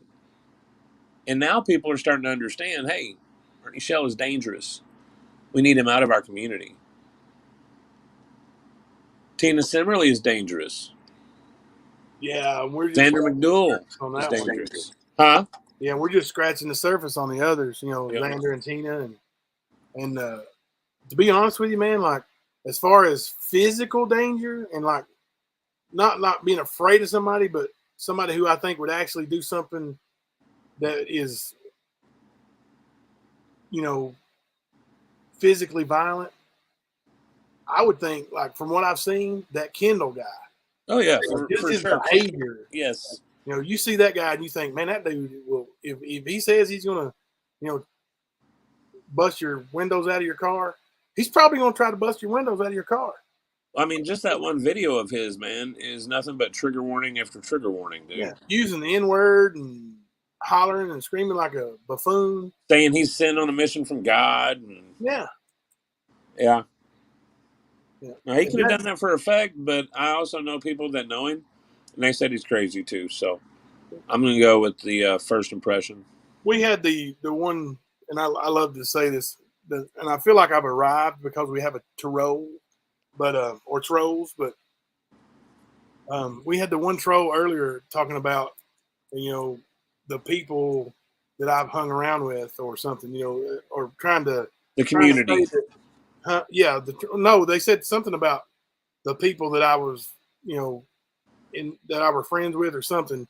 But then you got Ernie, who not everybody, but all of his flock is just worshiping. Mm-hmm. And, he's got that Brad Enlow vouching for him. Like, okay, that's the guy you want vouching for you. Mr. 17 felonies. And yeah, I mean, he's a felon. I don't know if it's 17, but he's... no, he's not got 17, but he's got probably 17 convictions of one thing or the other. But, violent history, a thief, convicted felon, and goes on Ernie's Live and sees all the women in the chat and asks them for, Some boom. from Poon. And that's the guy you got vouching for you? Huh. Yeah. I'll take my peoples, stack them up against your peoples as far as reputation any day of the week. Dude, you can take one of our people and stack them against all of theirs, and they still balance out. Spooky ML, that is perfect. I'm gonna share that. I'm gonna put that up there. That's awesome. No, I missed it. I always miss by one. QAnon is a trailer park Scientology. Yep. That's perfect. I've never It heard is. That's it true. that way, but that's perfect. It's definitely put some work in on the extreme far right. Doug said, "No, this needle full of meth is for Jason Mask. I swear." Yeah, the guy goes to New York and gets arrested, has a hypodermic instrument as part of his arrest. Like, it's not insignificant, or they wouldn't have listed it as part of his arrest. Right. And he tries to tell people, for one, he hid the fact that he'd been arrested. And then when it was found out, he didn't say anything about the hypodermic instrument. And then when that was actually brought up, oh, that was, an instrument I used to make hockey masks with. And, we've talked to an actual expert in the hockey mask field, Mr. Tony Jarvis, or Bernie Smells, a.k.a. Bernie Smells. Mm. But he says there's no reason for anybody to claim the use of a hypodermic instrument making a hockey mask. So, and, in court, you would call Jarvis an expert witness in that field. And that expert witness says Ernie is full of shit. Put a shit emoji up if you think Ernie's full of shit. Should I say poop? It's late enough. It's after hours. We can say shit. Right? And he's already sending videos to the school and telling them what a bad person I am. So I guess the S word ain't gonna get me in any more trouble. Yeah. Look at all that poop. It's just, man, it's amazing.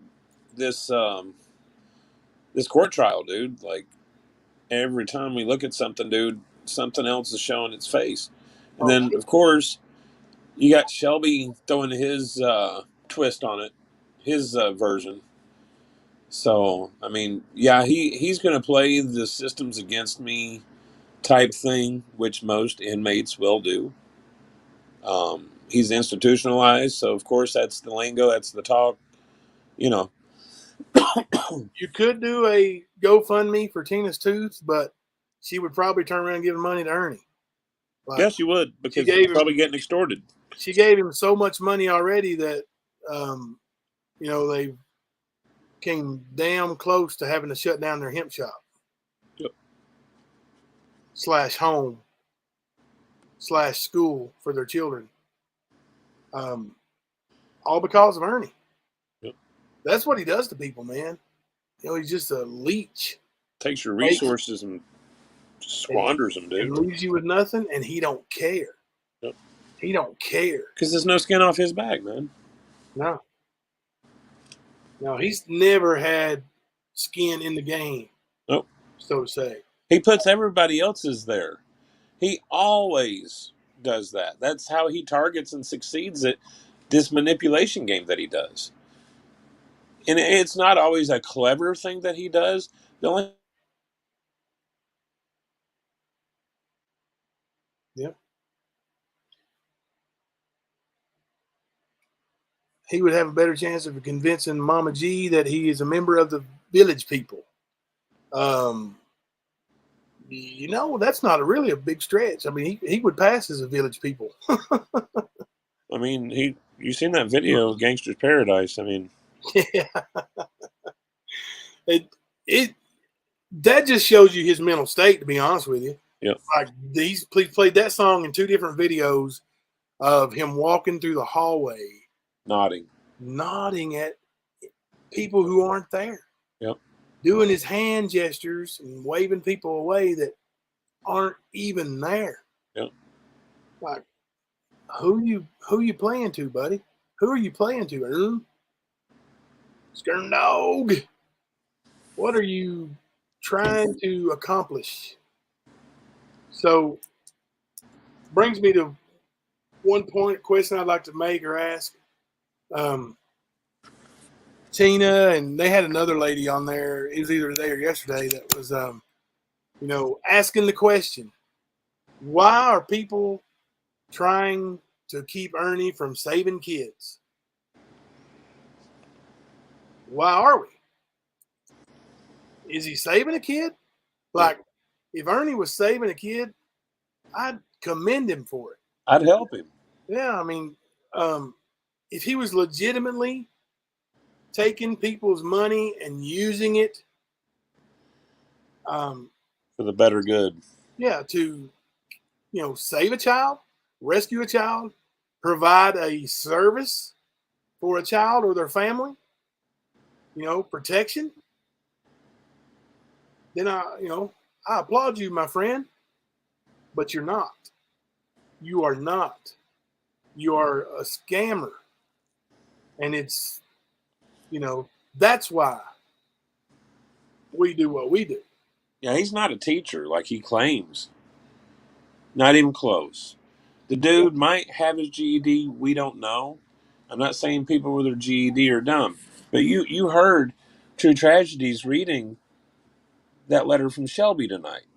And from every account from old text messages with Ernie and other people, and from what other people have told me, it's almost exactly the same. So the boy don't really have any intellectual abilities. Let's just say that. No, he don't. He can't. He couldn't teach somebody how to make a bologna sandwich. You really think he's teaching you awareness? Hey, riddle me this, Batman. Why does he have a new Cash App? What was the, what do you think is the purpose?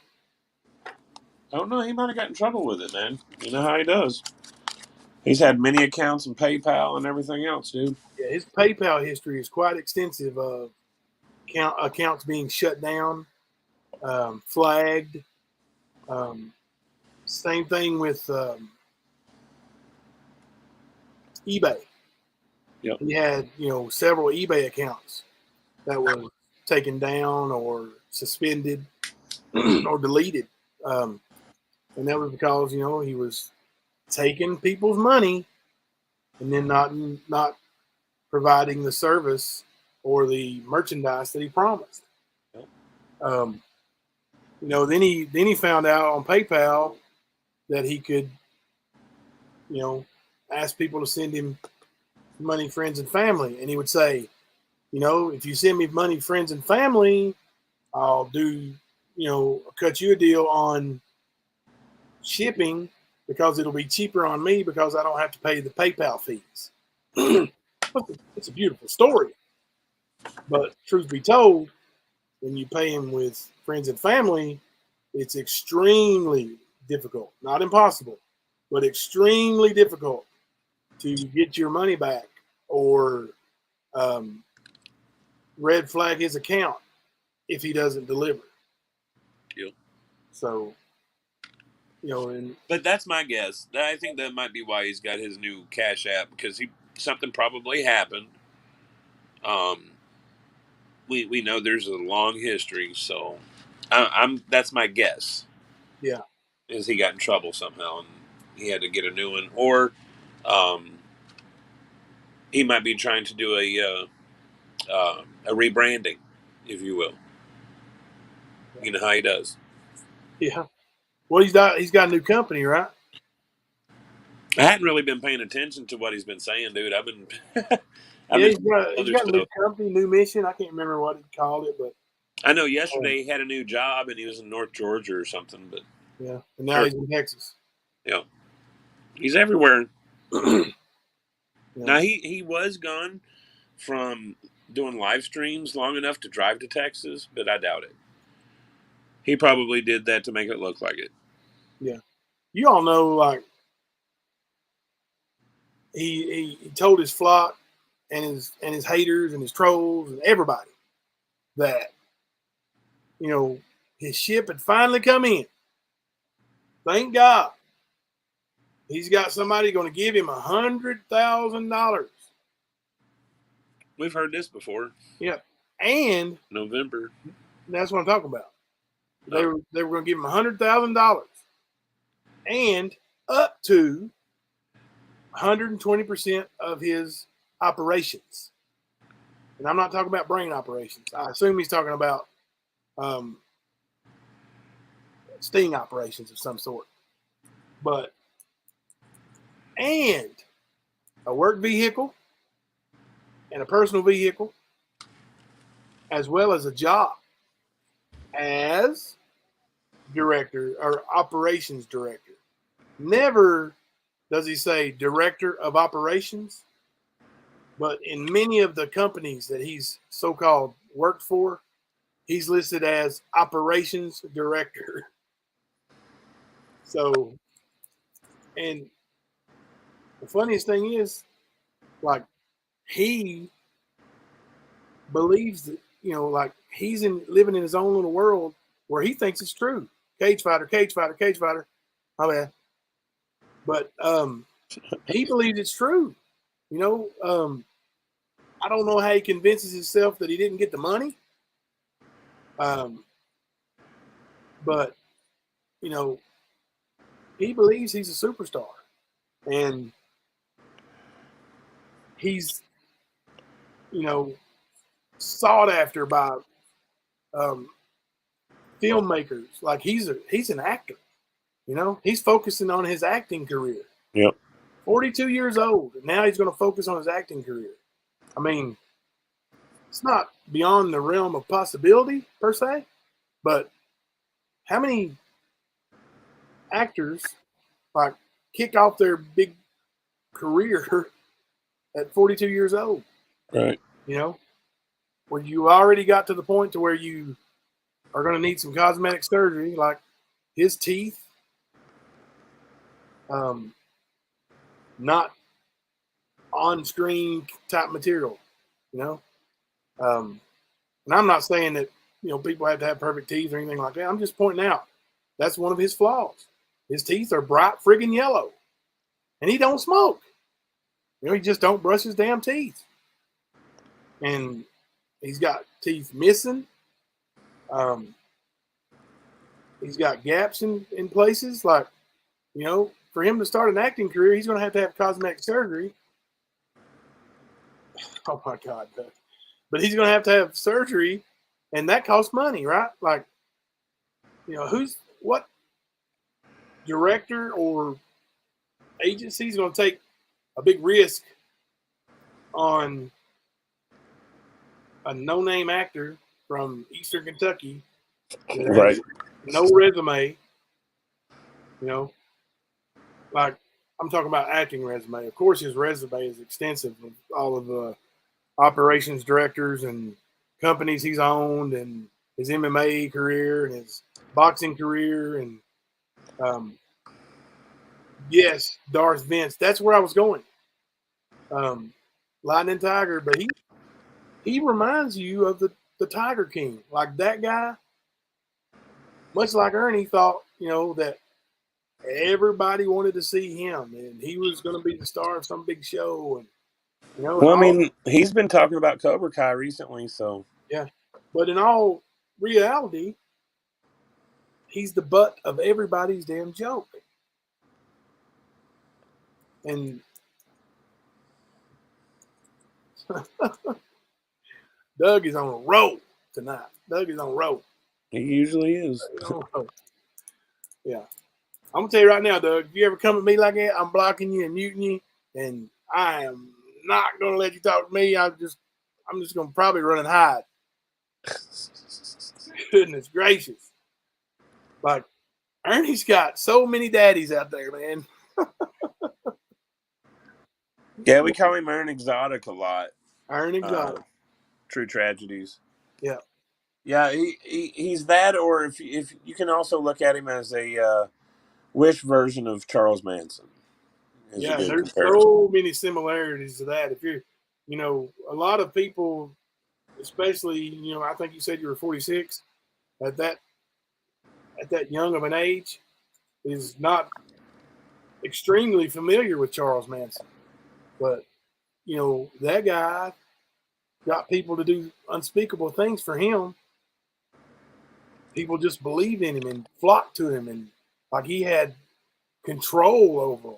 Not once did he get his hands dirty, but he was basically the remote control god over these people, and they took the lives. What was it? 7 people total. 1 was unborn. Yeah. They literally shaved their heads, crawled on their hands and knees to the court or for the trial for Charles Manson to show their love and support. Like Yeah. he had control. Betty, he went through a big stage of that's actually what he wanted to do. Like he wanted to be the next Dog the Bounty Hunter. Yep. Now he even claims that he knows him personally and was trained with him or by him or something. And he's got another really famous, somebody throw that name in there. I can't remember who it is, but the extremely well-known bounty hunter Ernie claimed to have been trained by. But it's all a facade, man. It's all fake. Yeah. Like, yeah, that's what he wanted to do, though. He wanted to be Dog the Bounty Hunter. And I think the guy's name was Bob something. You know what I'm talking about, Kemper? Bob Burton. Bob Burton, the bounty hunter. He claims, that Bob Burton personally trained him. Well, of course, Bob Burton can't confirm or deny he's not with us anymore, right? He's gone.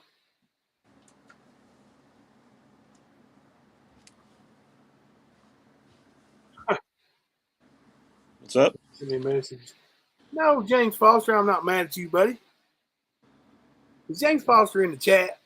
I seen him a minute ago. I thought.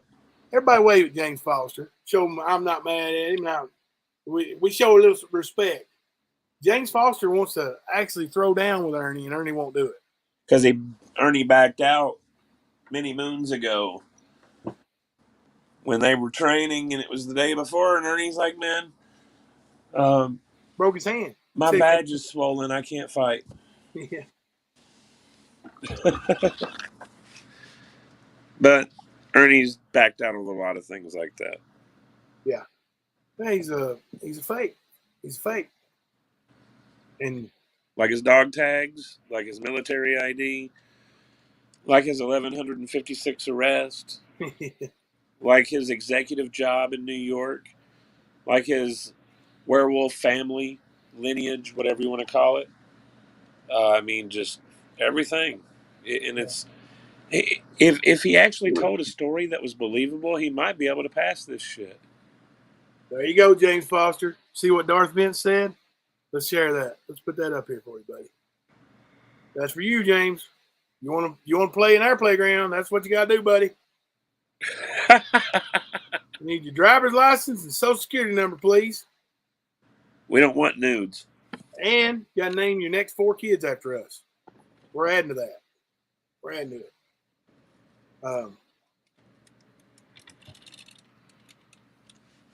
James, do you mind if I tell your secret? Everybody knows anyway. James only got one nut. Yeah, he's going to come call me bald or something like that, but he's balder than I am. Yeah. So, see, even a guy with one nut would slap Ernie in the face with his other nut and whip his ass. Look here, James. Uh-oh. You got fans in the house, buddy. You got fans. We do love you, James. James Foster's like family to me too. He really is. I've known him for years and met him on the MMA scene. He came to fight, and his background is jiu-jitsu, and that's what I was when I trained actually in a martial art, that was my preferred method. Was Brazilian Jiu-Jitsu. So had a lot of respect. Still have a lot of respect for James.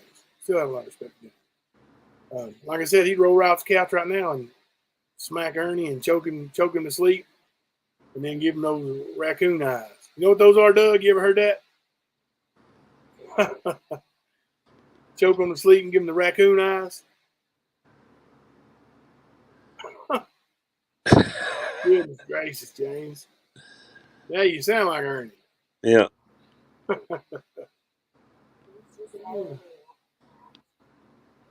James done had a 6-pack, I guarantee it. Probably 2 of them by now.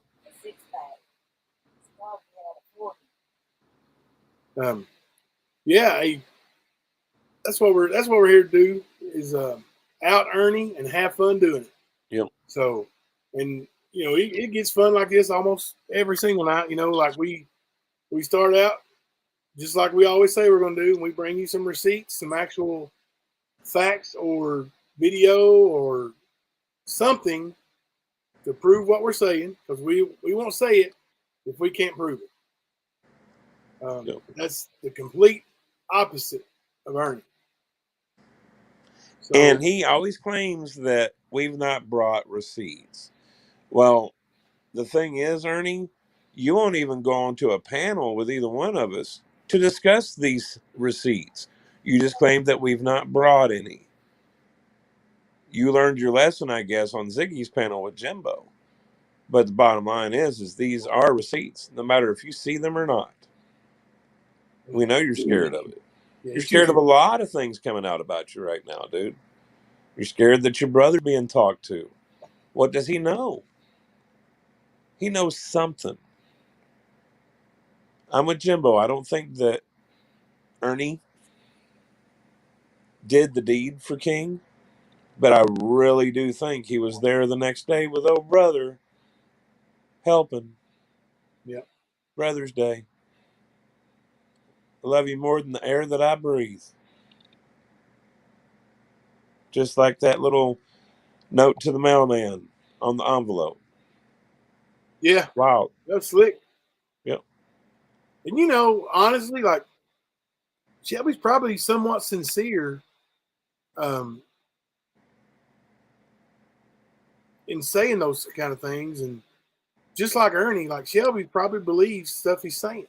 Yep. Like, some of that stuff was put together by the defense to try to get a not guilty verdict. And when they got the hung jury, then Shelby adopted some of that defense. Like, hell, it worked. Right. So this is my story, and I'm sticking to it. And it's not unsmart or not smart. Like, that was pretty slick, to be honest with you. And honestly, like, you take another person's life, and all you get is 20 years for it. Like, I know 20 years is 20 years. It's a long damn time. Some people don't live in this world for 20 years. But goodness gracious, people do much more time for crimes that don't involve death. Right. Victimless crimes. Yeah. Yep. Definitely. For sure. Yeah. But yeah, How he got much 20 time years does it for get, taking someone's life. That's a pretty good deal. That's probably why he took it. Yeah. Your boy, Roy Boy, wants to know, did Mr. King suffer a lot? Was there talk of where he was shot? He was shot in the head. What wasn't the things done, most of it post-mortem? I think so, yeah. Now, there was a struggle. A couple of times. Yeah. And, like, I'll just go ahead and tell you, like, Trigger warning, guys. Shelby zip tied his arms or his hands together and his feet together tried to duct tape over the zip ties, and the guy was fighting for his life, and he kept breaking through. And Shelby says that in his tape. You know, when I'm recording him, he's saying, "Bro, I ain't never seen nobody do that." And he said, "I've used duct tape all my life," which he's probably talking about the Meals on Wheels kind of thing. You know, when he was duct taping old women or old men. But this guy was fighting. You know, he's fighting for his life. He knew that it was either him or Shelby, right? At that point, when somebody's doing that kind of thing to you, you know he's not going to let you live. Right. So he's fighting for his life. He's trying to get to where he can get the upper hand. And it's trigger warning, big time trigger warning right here, because I'm going to describe something that is, you know, just awful.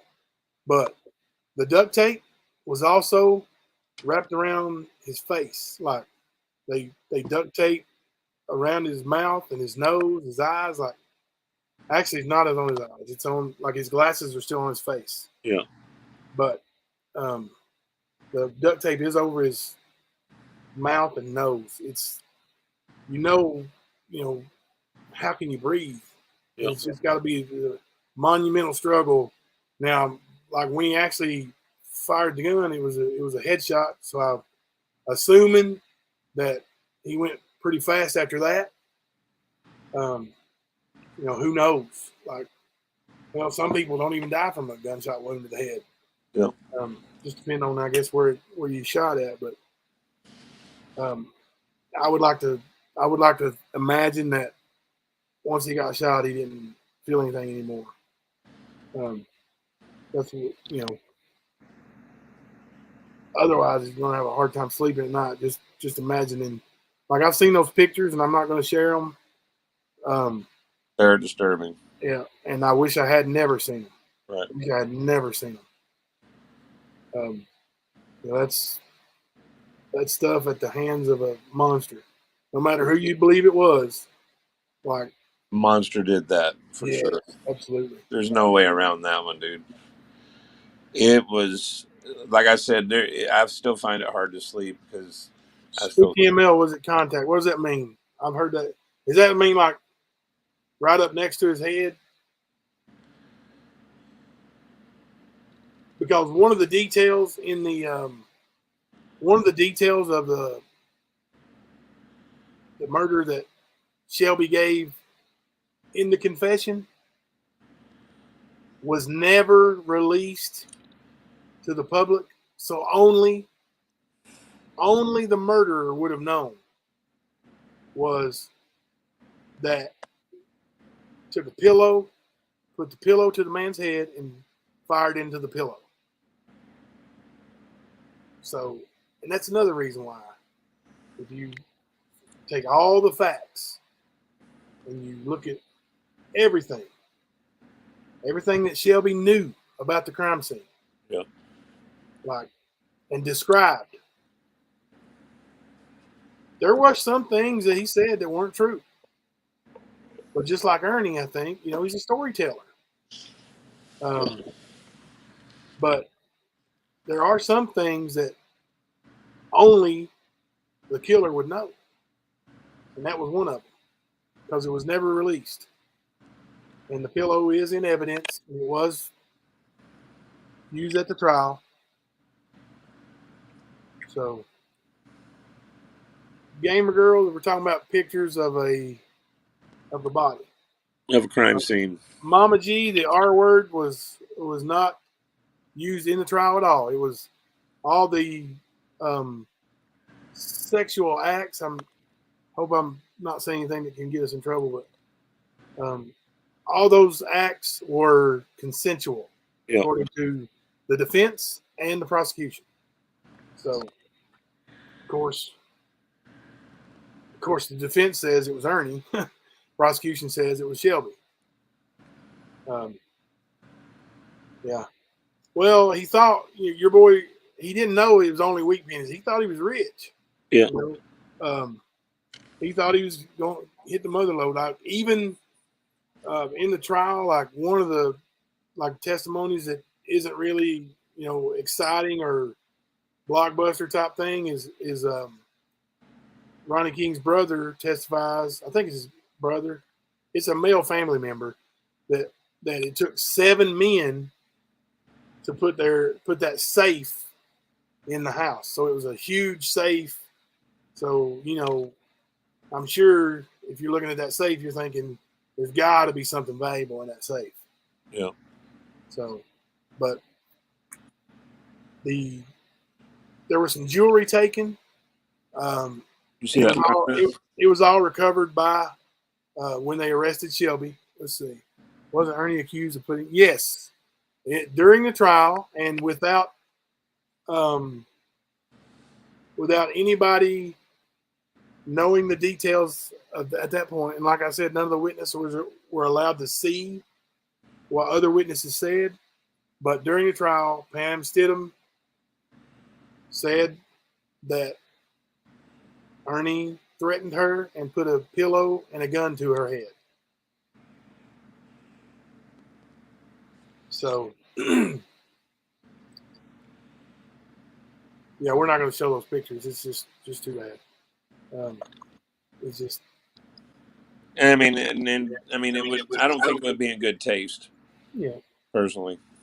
Now, Ernie, during his testimony, you know, he says we don't play his whole testimony, that we left out the prosecution part, which is false, because during his testimony, if you remember when he's telling his sensational story, he says that Shelby went back to the crime scene and laid down next to the body and was talking to the man, even though he was already gone. You know. So, but I don't know that that's true.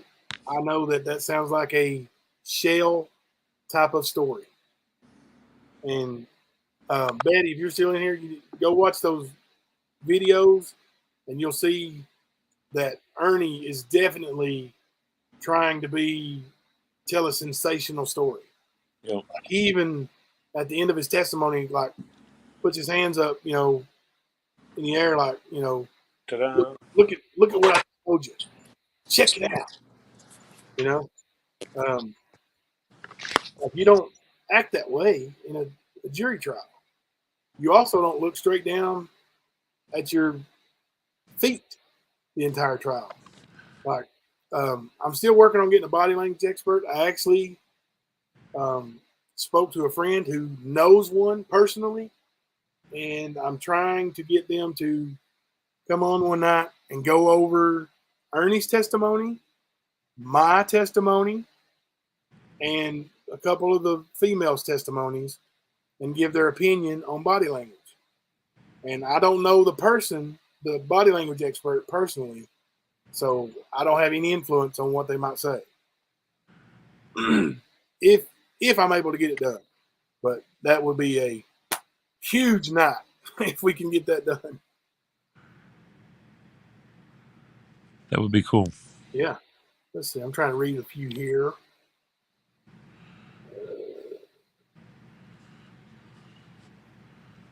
Oh, thank you, Mr. B. Thank you. Yeah, Hey, as I said, thank we you try guys. not to be too boring. Yeah, you guys ask questions like that help us, you know, cover things that we may not think to say or cover. And it's, you know, it jars us to or leads us to talk about certain things. And hey, you guys deserve as much credit as we do. Like it's, you know, this is your channel as much as it is ours. It's community. That's really the way we feel too. Yep. And there's a lot of people that help us a lot. Oh yeah, yeah. And they don't want their names out there, but there's a bunch, a bunch. And see, we're not going to dox them like Ernie will. Yeah. Well, and I said one night that I personally knew a moderator and that was working inside Ernie's group over there. Yeah. I didn't say that they were feeding me information or anything like that, but I just said, hey, I got somebody working over there that I know, and you don't even know about it. So that's the next night is when he went ape shit on Savannah. Yeah. And to this day, I still have never myself communicated with Savannah at Yep. all. Text message, email, phone call, nothing. Or me. Yeah, Ernie was way off. Yep. Way off, and he mistreated that lady, and hopefully karma gets him for that. Yep. You know, hopefully he feels the pain. You know, and I'm not talking about physical. Hopefully he feels the pain that he's caused so many others to feel. I mean, just let him have a panic attack and somebody telling him to save it for later. I'm going to share Betty's statement here. And I totally get that. Don't feel sick. I mean, you actually did good. Like, you know, bringing that up, it showed another side of Ernie again tonight, right? Yep. Like Ernie tried to dox you. He asked people if they wanted your phone number and shared pictures. And he just like, you made Ernie have a bad day. Hey, give Betty a hand for making Ernie have a bad day. Yeah, for real. So, and you know what? Like I said, like you said, I can tell you're genuine when you're talking about Shelby. Like I can see it in your face. Like, you know, when you say he's been locked up since he was 11 years old, that is a real, true tragedy. That is bad. He should have had more opportunities in life. He should have had better raising. He should have had, you know, opportunities to make better decisions. Been kept a better eye on, I guess, you know, because they knew he had issues. Everybody did. His family, his school, you know, and it is sad that you know, he's been basically in prison since he was 11 years old. I know it was juvie or whatever, but Still the same thing, man. You're incarcerated. yeah, I mean, he's not had a life. And for, hey, you know, him getting a letter from you and being able to say whatever he wants to say and him believing that you're listening to him, I mean, that's, you know, that's okay. You know, he did a heinous thing, but, you know, just as they said in trial, he's got an intellectual disability, and part of that blame falls on the system too. You know, he made a decision as an adult, and he did something bad, something unspeakable. But Yeah, for sure. you know, and if he wasn't, you know, intellectually disabled, and the prosecution wouldn't drop the ball the way they did, he probably would be on death row. That's serious stuff. I think you will. I think you will say a whole lot more. I think he's going to say a whole lot more. It could take any direction. You know, you never know what he's going to say, but it'd be interesting what he has to actually say about DNA. Because, you know, then if I were you, I wouldn't let him know that there's, you know, only one set of DNA. Because I guarantee his sister's not going to tell him that. Nope. And because I'm telling you right now, his sister is trying to feed him Ernie on a platter. She's trying to say, Ernie set you up, bro. I guarantee it. I guarantee it. And she won't watch this show either. Or you know, I know it's technically not like a show, but she won't watch this channel. So call that number and ask her what she's got to say. You know, ask her about her old Ern, her older brother, her oldest brother. Yep. That one there loves Shelby. Why? You know, it's Love. anything else, just with rumors. But of course, this is YouTube, and the rumors are everywhere. But it's been said, including by Ernie, that there was a romantic relationship between Shelby and Amber, and Shelby and Melissa. So, which is the other Shells. She's in that. There's 3 that have the same mother and father. That's Ernie, Shelby, and Melissa. Amber has a different father. But it has been said that they were romantically involved. Hmm. Of course, it's been said that me and Ernie were lovers too, and that's hella not true. Right. But what do you believe? I mean, it's just there's so many stories and people willing to run with it. Like, this Poon guy seems like he tries to be an investigator guy or whatever, 1-8, whatever he does, but like Auditor. I don't really have any problems with him. Like, he's been pretty cool on our show when he come on, but like he's running with just a tiny bit of information too, and like just a wee little bit, and people that listen to him think he's a freaking expert on it. So he busted Ernie's ass on the definition of a bounty hunter and what they actually do. Yeah. What does a bounty hunter do, Matt? Let me hear it from you. They work for a bondsman. For whenever somebody puts up bond for you to get out of jail, you have to sign a contract saying you'll show up for your court dates, blah, blah, blah. They post money for you. Well, if you don't show up, then they're liable for that money. So they have these guys that come and get you and bring you back so they can preserve their money. And they get a percentage of that bond. That's what they do.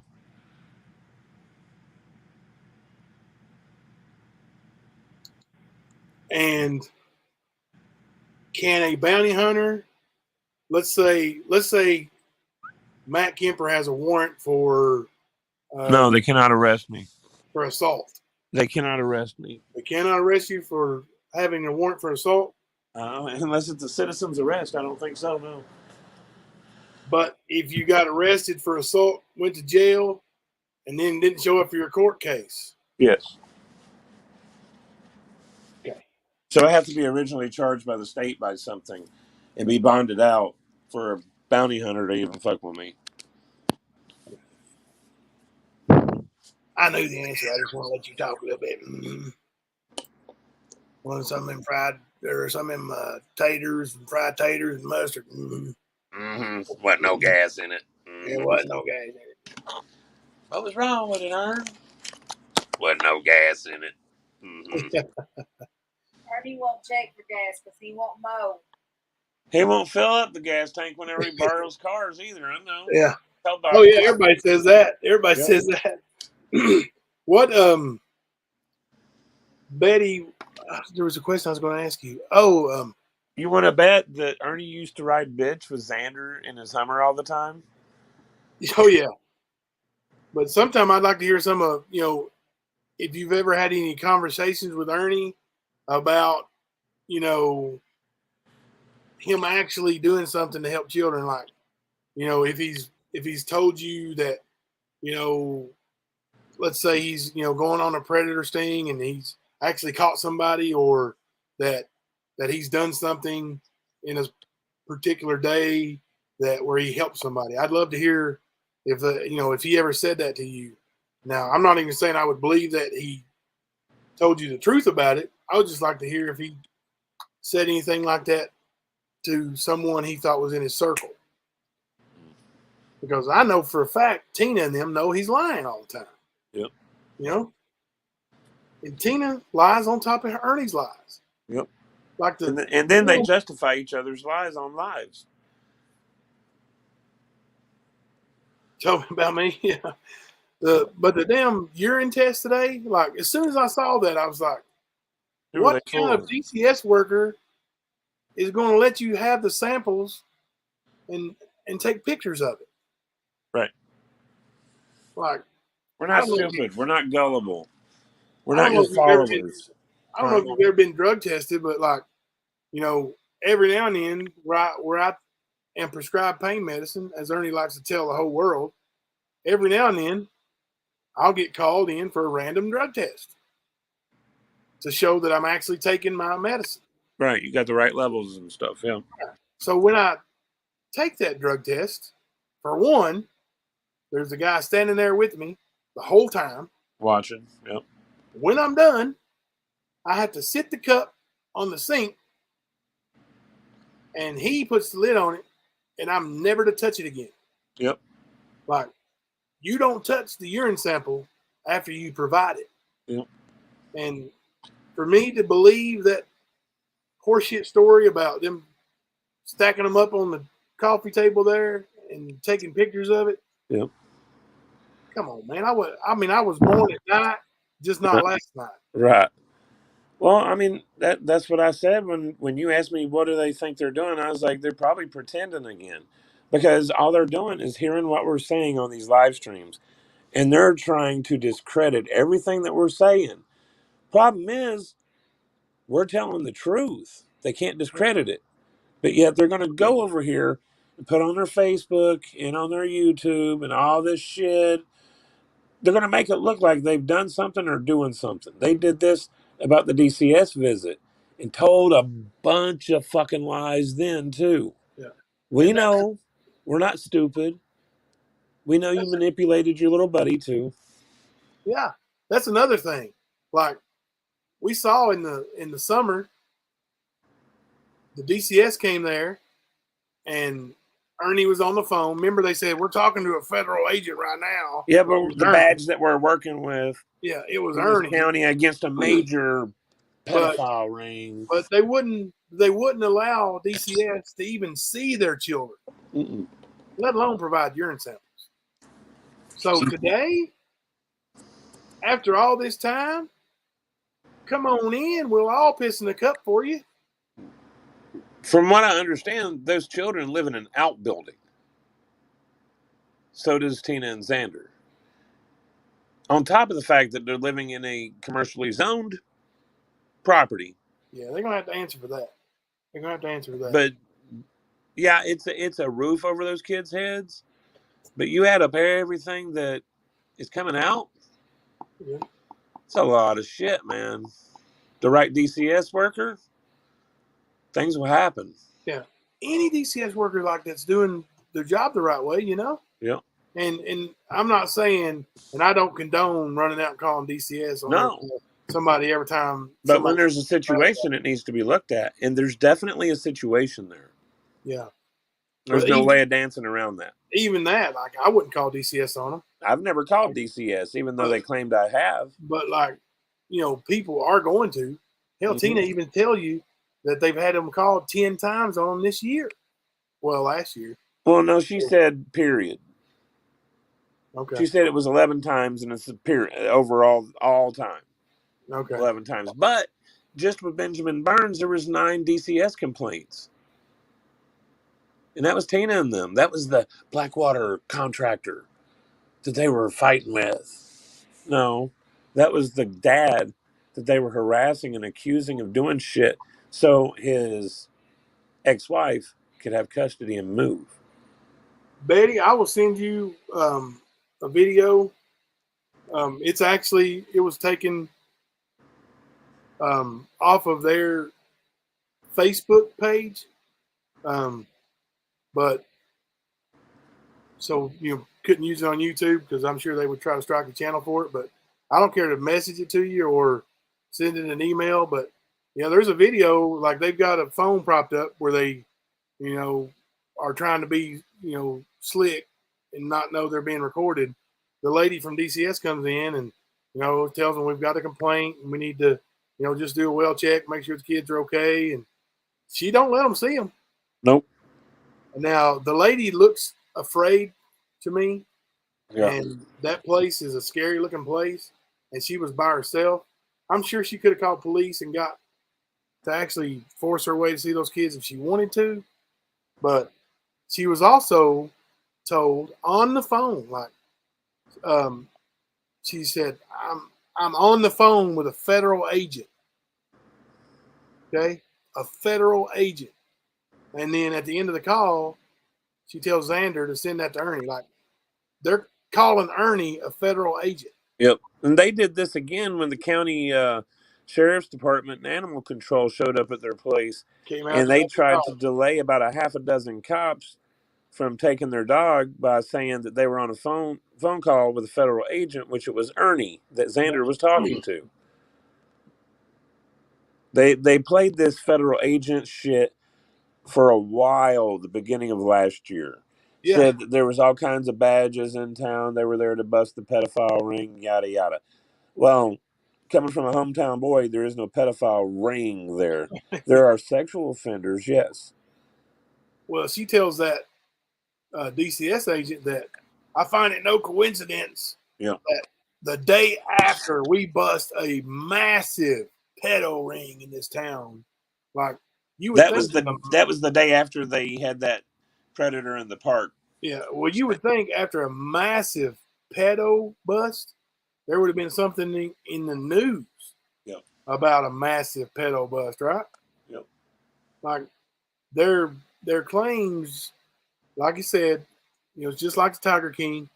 They're famous in their own brains, and it's funny to watch from the outside because everybody else thinks it's a comedy, and they think that you're watching because you're interested in what they're doing. When in actuality, we're sitting back with our popcorn, laughing our asses off. Like, it's pure entertainment to watch these fools act like they are federal agents and when you're 5'6" and 135 pounds, really, you're intimidating, Ernie. yeah, pull up those boots, rattlesnake boots. These boots kick a lot of ass, and they're a size 8. Wearing, your sister's boots. Those are Amber's boots, motherfucker. Don't even play. Oh, yeah, he's badass though, man. He's had all those arrests. He saved what all are those y'all kids. talking about over here? Huh? We got butthole bleaching going on over here in the chat. And what the world? Woo, Lordy. Yep, you can tell it's 3:30 in the morning. Yeah, buddy. That's hey, awesome. You guys are still active as heck, man, and contributing to the chat and asking questions. You guys are awesome, man. You guys are really awesome. And, there's so many different stories and tales that we could go over. It's like we're never, ever going to run out of material when it comes to Ernie Shell. And then you throw in the damn trifecta with Predator Hunter Nation and Rescue Our Children along with Ernie Shell. Like, it's endless. The hilarious comedy and, I know Donald Trump Jr. and I've heard him on speakerphone with Donald Trump Jr. 3 times. I know they're good friends. And she speaks that through that tooth like it's the gospel, And she always does, man. That's her boy. That's her boy. Yeah, not Xander, Ernie. It is somewhat, but there's some things starting to surface about Tina and things that she said about Ernie. Probably a little ways away from actually coming out, but I'm seeing some things and getting some emails. So, and I won't post anything without permission. So if if I'm talking about something and if I promise you I'm going to bring it, I'll bring it and I'll show you the receipt. But now talking about like that stuff, I'm not promising you that I'll bring it, but eventually, just like with our friend Tammy, like she was horrified, terrified of Ernie. But man, she came through like a champ. Yep. Like she did up that Twitter like a motherfucker too. Ernie's out here trying to friggin', put me in jail. Jimbo, you're going to jail. You earned my publicist and it wasn't me, dude. It wasn't me. It was that lady you stalked and harassed and doxed and made fun of. She got you, boy. Yep. She contacted your publicist. She brought you down.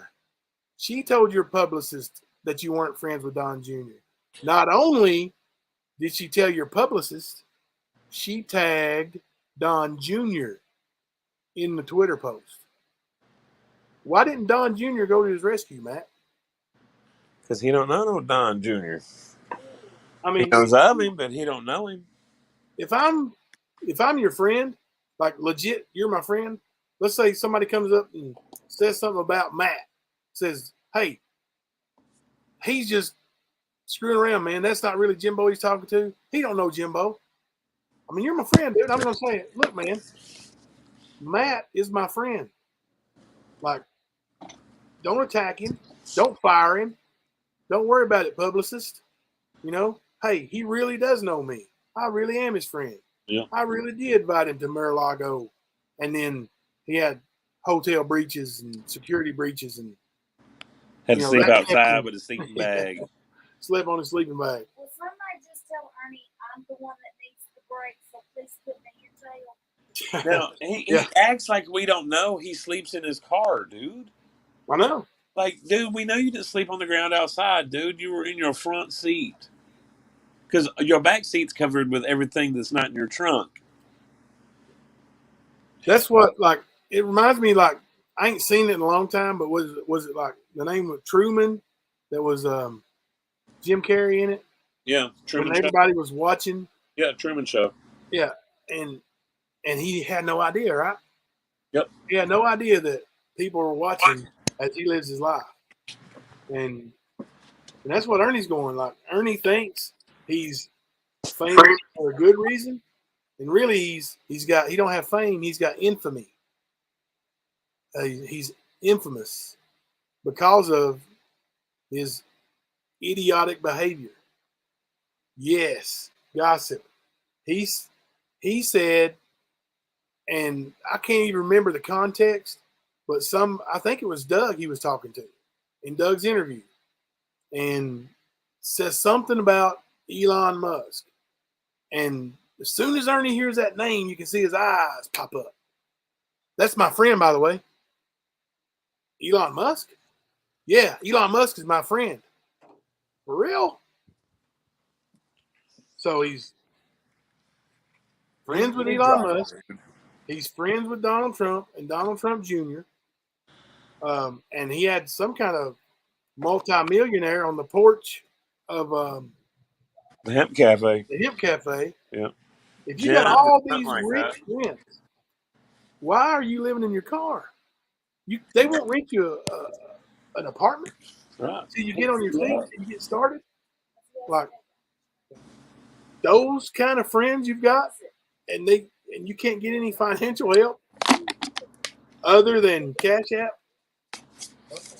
Well, Make no mistake about it. He needs that Cash App, or he wouldn't be asking for it. well, he's got his super chats now. Yeah, he's still asking for Cash App, Oh, I know he does. but I'm just he saying even he's- changed it. He even changed it recently. Yep. But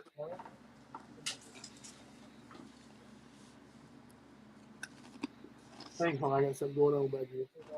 No, it's not. Yeah. Take over, I mean, I got my son in here. Hang on a second. Okay.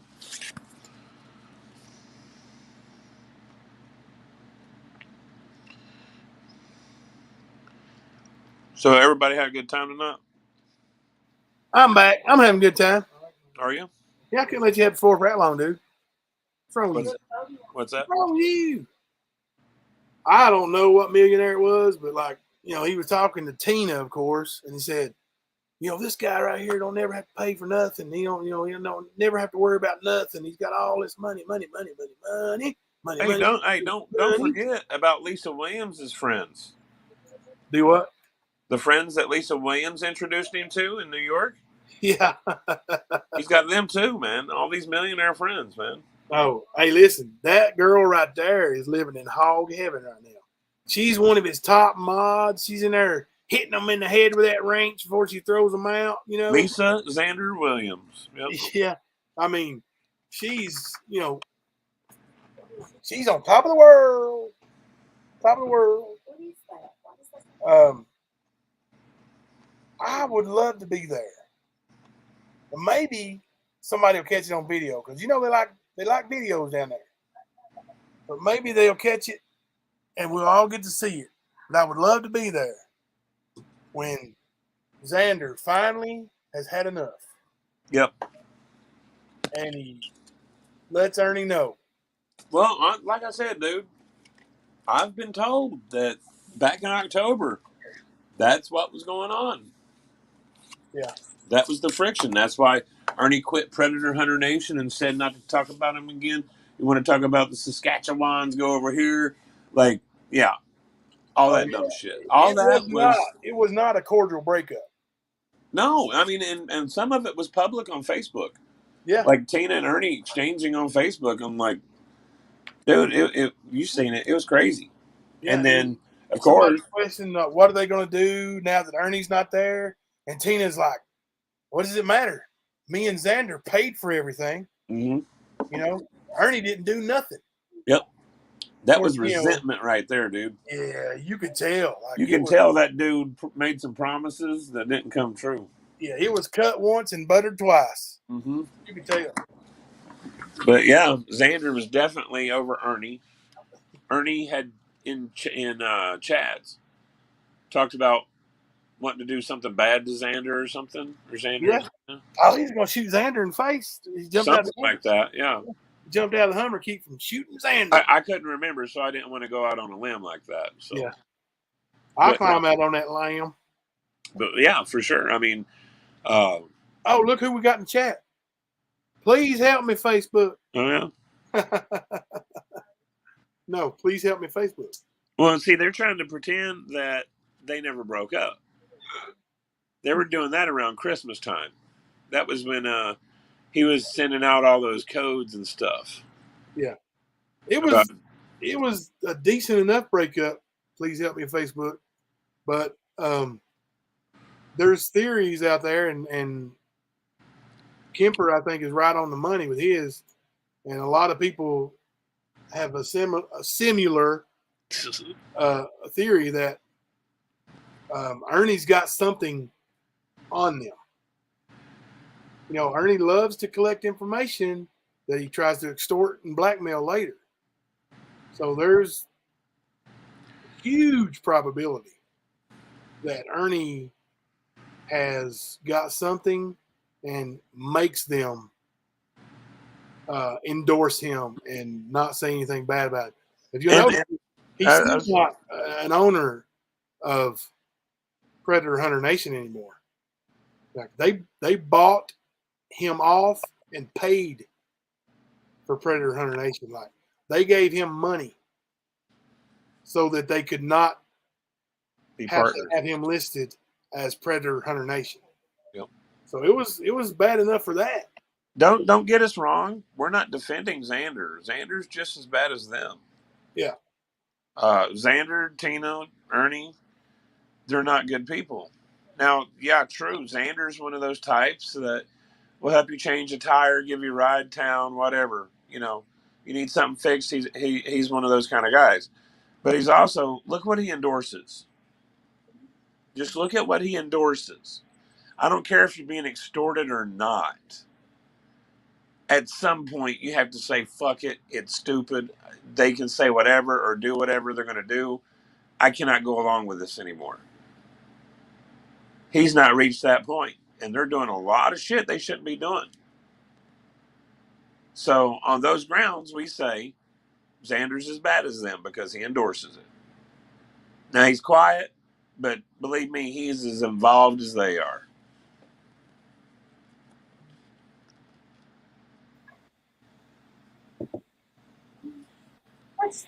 Fickle. Fickle. Fickle. I'm reading up here, brother. I was letting you. Sorry. But that's my feeler or filler word, you know, like when I'm trying to figure out something to say to keep from being dead air, I'll say, but Right. which is probably not the best way to do it, but at least I'm not walking away like Ernie and say, hey, you know, just hang out here for like the next 15 minutes and I'll come back and see what y'all are chatting about and and I'll act like I was on a top secret mission. And I'll give some hand gestures to the left, to the right, up and down, and then we'll be back on course at all costs. Xander was in Jamie's live tonight. Ernie was on ROC, and Xander was trying to say I'm my own person, and Jamie had me. Email those to me, Trina, would you? I'd like to see that. You say you got the receipts or the screenshots. Email them to me, would you? I saw a little bit of that. Like Jamie couldn't see them, so he They thought probably had him blocked. Yeah, and like they were chatting, saying that Jamie had them blocked or something. But Jamie said, "I don't even see you guys." So one of them, the other two had each other blocked. So Right. you know, Well, I think Jamie did say at one point that he blocked them because they had no power over him. yeah. So I don't blame him. Listen, you know how they are. If he don't, they will. you guys, if you're not already, give Jamie a subscription over there and go check him out. Like, dude is entertaining in his own way. Like, I don't think, of course, I'm not real familiar with a lot of people on YouTube yet, but he is very unique. Yeah. And he brings the thunder right to Ernie every single time he's on. Like, Yeah. you have no doubt where Jamie stands. Not at all. Put a 1 in the chat if you've already seen Jamie's and you've seen him go right at old Ern.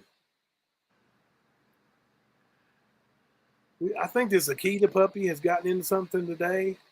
My wife thinks that he got the leftover lasagna. He did. But I swear to goodness, I think he weighs 15 more pounds than he did last night. Like, he's huge, man. The Waffle is miserable. He can't move. I'm pretty sure He's they- chewing that up. There you Stop. go. I'm gonna smack you. It's Shawcross 2008 at Gmail. I've got it in the ticker up there. Sorry. Go ahead, man. I'm done interrupting. Oh, I was messaging you, actually. Shawcross 2008. Yep, that's Did you me. tell them how to spell Shaw? SHAW. Oh yeah. You guys, I really do have a strong Eastern Kentucky accent, but sometimes I throw it on a little thick. You know, No. sometimes, when I'm making fun of the little feller, I do kind of kick it into high gear. I was gonna say whenever I'm around the homestead down there in Tennessee, mine comes out. Oh, you mean when you get amongst your own? Well, see, that's the thing, man. Up here, you sound like a Southerner. Down there, you're one of them damn Yankees, ain't you? So I can't win for losing that. Yeah, I was gonna say, we wouldn't trust people with your accent around here. Well, honestly, when I first moved to Newport, my freshman year in high school, yeah, it was a rough road for the first few months, bro. Because of your accent? Yeah, man. Yeah. That, and I had long hair, and I mean, I was a skate rat, metalhead, so I wasn't the norm. I wasn't wearing my flannels and my skull imprinted blue jeans and, all that shit. So it was a hard road, man. But after those first few months, man, things were a breeze. It was awesome. People just had to learn not to judge by outer appearance. All right, guys, we're starting to wind down a little bit. I know it's we catch you guys up super late tonight, and we dang sure appreciate you guys hanging out with us along and Yeah, for real. being so interactive. Like, that's what we really keeps us going. Like, we hate to ever sign off because you guys are still active. Like, I think I forgot to end broadcast the other night, and I said it after I thought we were all saying that. I was like, dang, there's still like 100 and some people in here. Like, and this was after the show. Yeah. Like, And I mean, the chat after the show, people still banging, man. It's like, wow.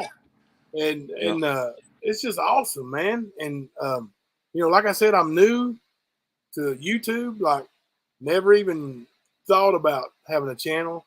But just to see the way you guys in this community And when I say this community, I'm not talking about YouTube. I'm talking about the stand community, and in our channels that support us and we support, like, all the interaction and good people. It's awesome, man.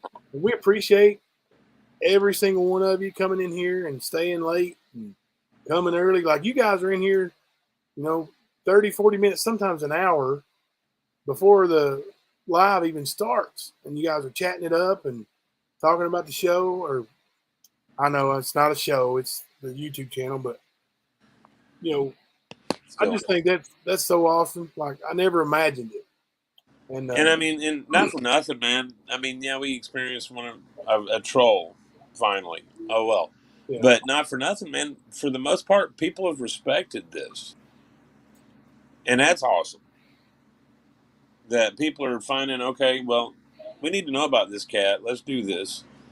Yeah, Betty, that's awesome. Like, you can go through and see, like, and I've done a bunch of reporting myself of his channel, and I'm not even real familiar on how to do it, like the long form, especially with my laptop. But you just read or watch through some of his lives, and he's just way extreme, doxing people and just the shit he's done to the women while he's been on YouTube. I mean, yeah, he was just as nasty on Facebook doing that. Yeah, just as nasty. It's like when I heard him talking about you today, Betty. I was like, my wife was in the bathroom brushing her teeth, and I was like, goodness gracious, Ernie's going after another lady. Yeah. Like, that my message board lit up over here, man. Like, us women need to get together and hog tie him and be. Yeah. Don't be threatening. #Earn. Yeah. Be careful. He'll get a federal URN because he considers that a federal warrants. Cut it once, butter it twice. Hey, we're gonna have some official merchandise. Maybe not. But if we do, it's gonna have some of Ernie's favorite sayings on them, and just to piss him off. Don't care if we make a dime. Just try and piss old Ern off. And you can quote me on that. So if anybody in here that knows Ern, or if there's any double agents in here, tell him I said it. We're gonna make some. I'm gonna have some T-shirts made for sure that say, hell, what is it, Matt? No excuses. No excuses. No excuses. Just results. Aren't we going to go? And I might even throw #Earn on the sleeves. And aren't we going to eat? With that good material that's breathable, it's not too hot, that kind of shit. And I will be in Gatlinburg this weekend, and at least once, maybe a few times, I'm going to the woodshed to eat. Dun dun dun dun. Yeah, buddy. Dun dun dun dun. I know this old boy ain't scared. This little girl ain't scared either. So, I'm going to eat. If somebody got something to say, I'm clearly not hiding from you. Yeah, they don't want me to show up in town and have all my friends meet me there for dinner, dude. There you go, Carrie. No. Yeah. And when I was on was it PG's channel? PG? When Ernie came on there, he tried to say something. I go, no. Ziggy? No. It was Ziggy, yeah. Yeah. I let him have his own medicine there. No. So, but you guys are awesome. We appreciate every single one of you. We're going to do it again tomorrow night. Let's Shoot say for 11. Let's say 11. Yeah, let's say 11 o'clock. Okay. 11 p.m. Actually, I like to set it for 11:05 because I'm weird like that. So we'll set 11:05, and between now and then, I'm going to try to upload some more good videos and information you have not seen yet. And we all know there's going to be some new stuff transpire tomorrow. I promise you, Ernie's going to lose his mind knowing that Betty came on and was on our channel. He's going to have a lot to say about that. And I love it. Let him say it. And what's her name? Tragedies. Yeah, go ahead and if you want to use that stuff to out him, please do. Yeah. That's fine with us. Yeah. You know, and And, people make up their thank own you for mind. asking. Thank you for asking. Yeah. But yes. You know, people make up their own mind, but everybody that actually pays any attention to him, they see that he's a liar. Yep. First You know, thing you see. And he's always been a liar. Like, you know, it's not a coincidence that all these channels, and a lot of them don't get along with each other, but they all have one thing in common: not liking Earn. Yep. Not liking the way Earn treats people and scams people. Like, you know, you guys are well in front of us as far as on the YouTube community and having your channels and having your subscriptions and people who come and watch. So we're new. We're new to the fight. And I know you guys don't want people like that spreading their disease everywhere. Yep. And, you know, we're happy to join in that fight. And, hey, we're happy to take the lead and just, you know, step in front. Yep. So, because we're not afraid of Ernie. Not at all. You know, he's already threatened me with everything in the world. He's already come at me with everything in the world. He's, you know, hell, he flew up to Michigan in his Batmobile and went after Kemper. So, I mean, you know, hey, what The Rock say? Don't sing it, bring it. Yeah. So, hey, let's all stay in this fight together. You know, share away and help each other, and let the good people make up their own mind. Because without you, the people, what is it, Matt? How did you say that? I can't remember that one. Oh shit! I was giving you a chance there, buddy. I There is no we, the people. Without you, the people, there is no we, the people. I try to block some of that shit out nowadays, Well, dude. you know what you need then? What? When I have that T-shirt made, you're gonna have to get one. I'm gonna have two, man. One to shit in and one to wipe my ass. I'm sorry. One to poop on, one to cover Well, up. if it says Earn on it, man, I'm gonna mistake it for toilet paper.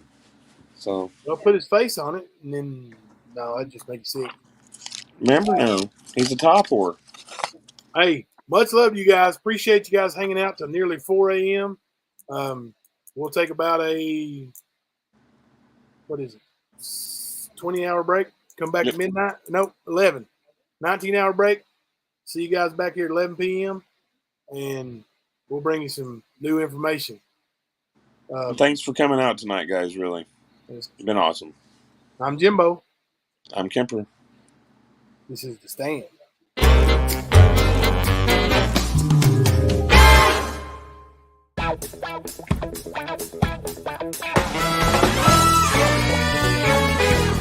Wow.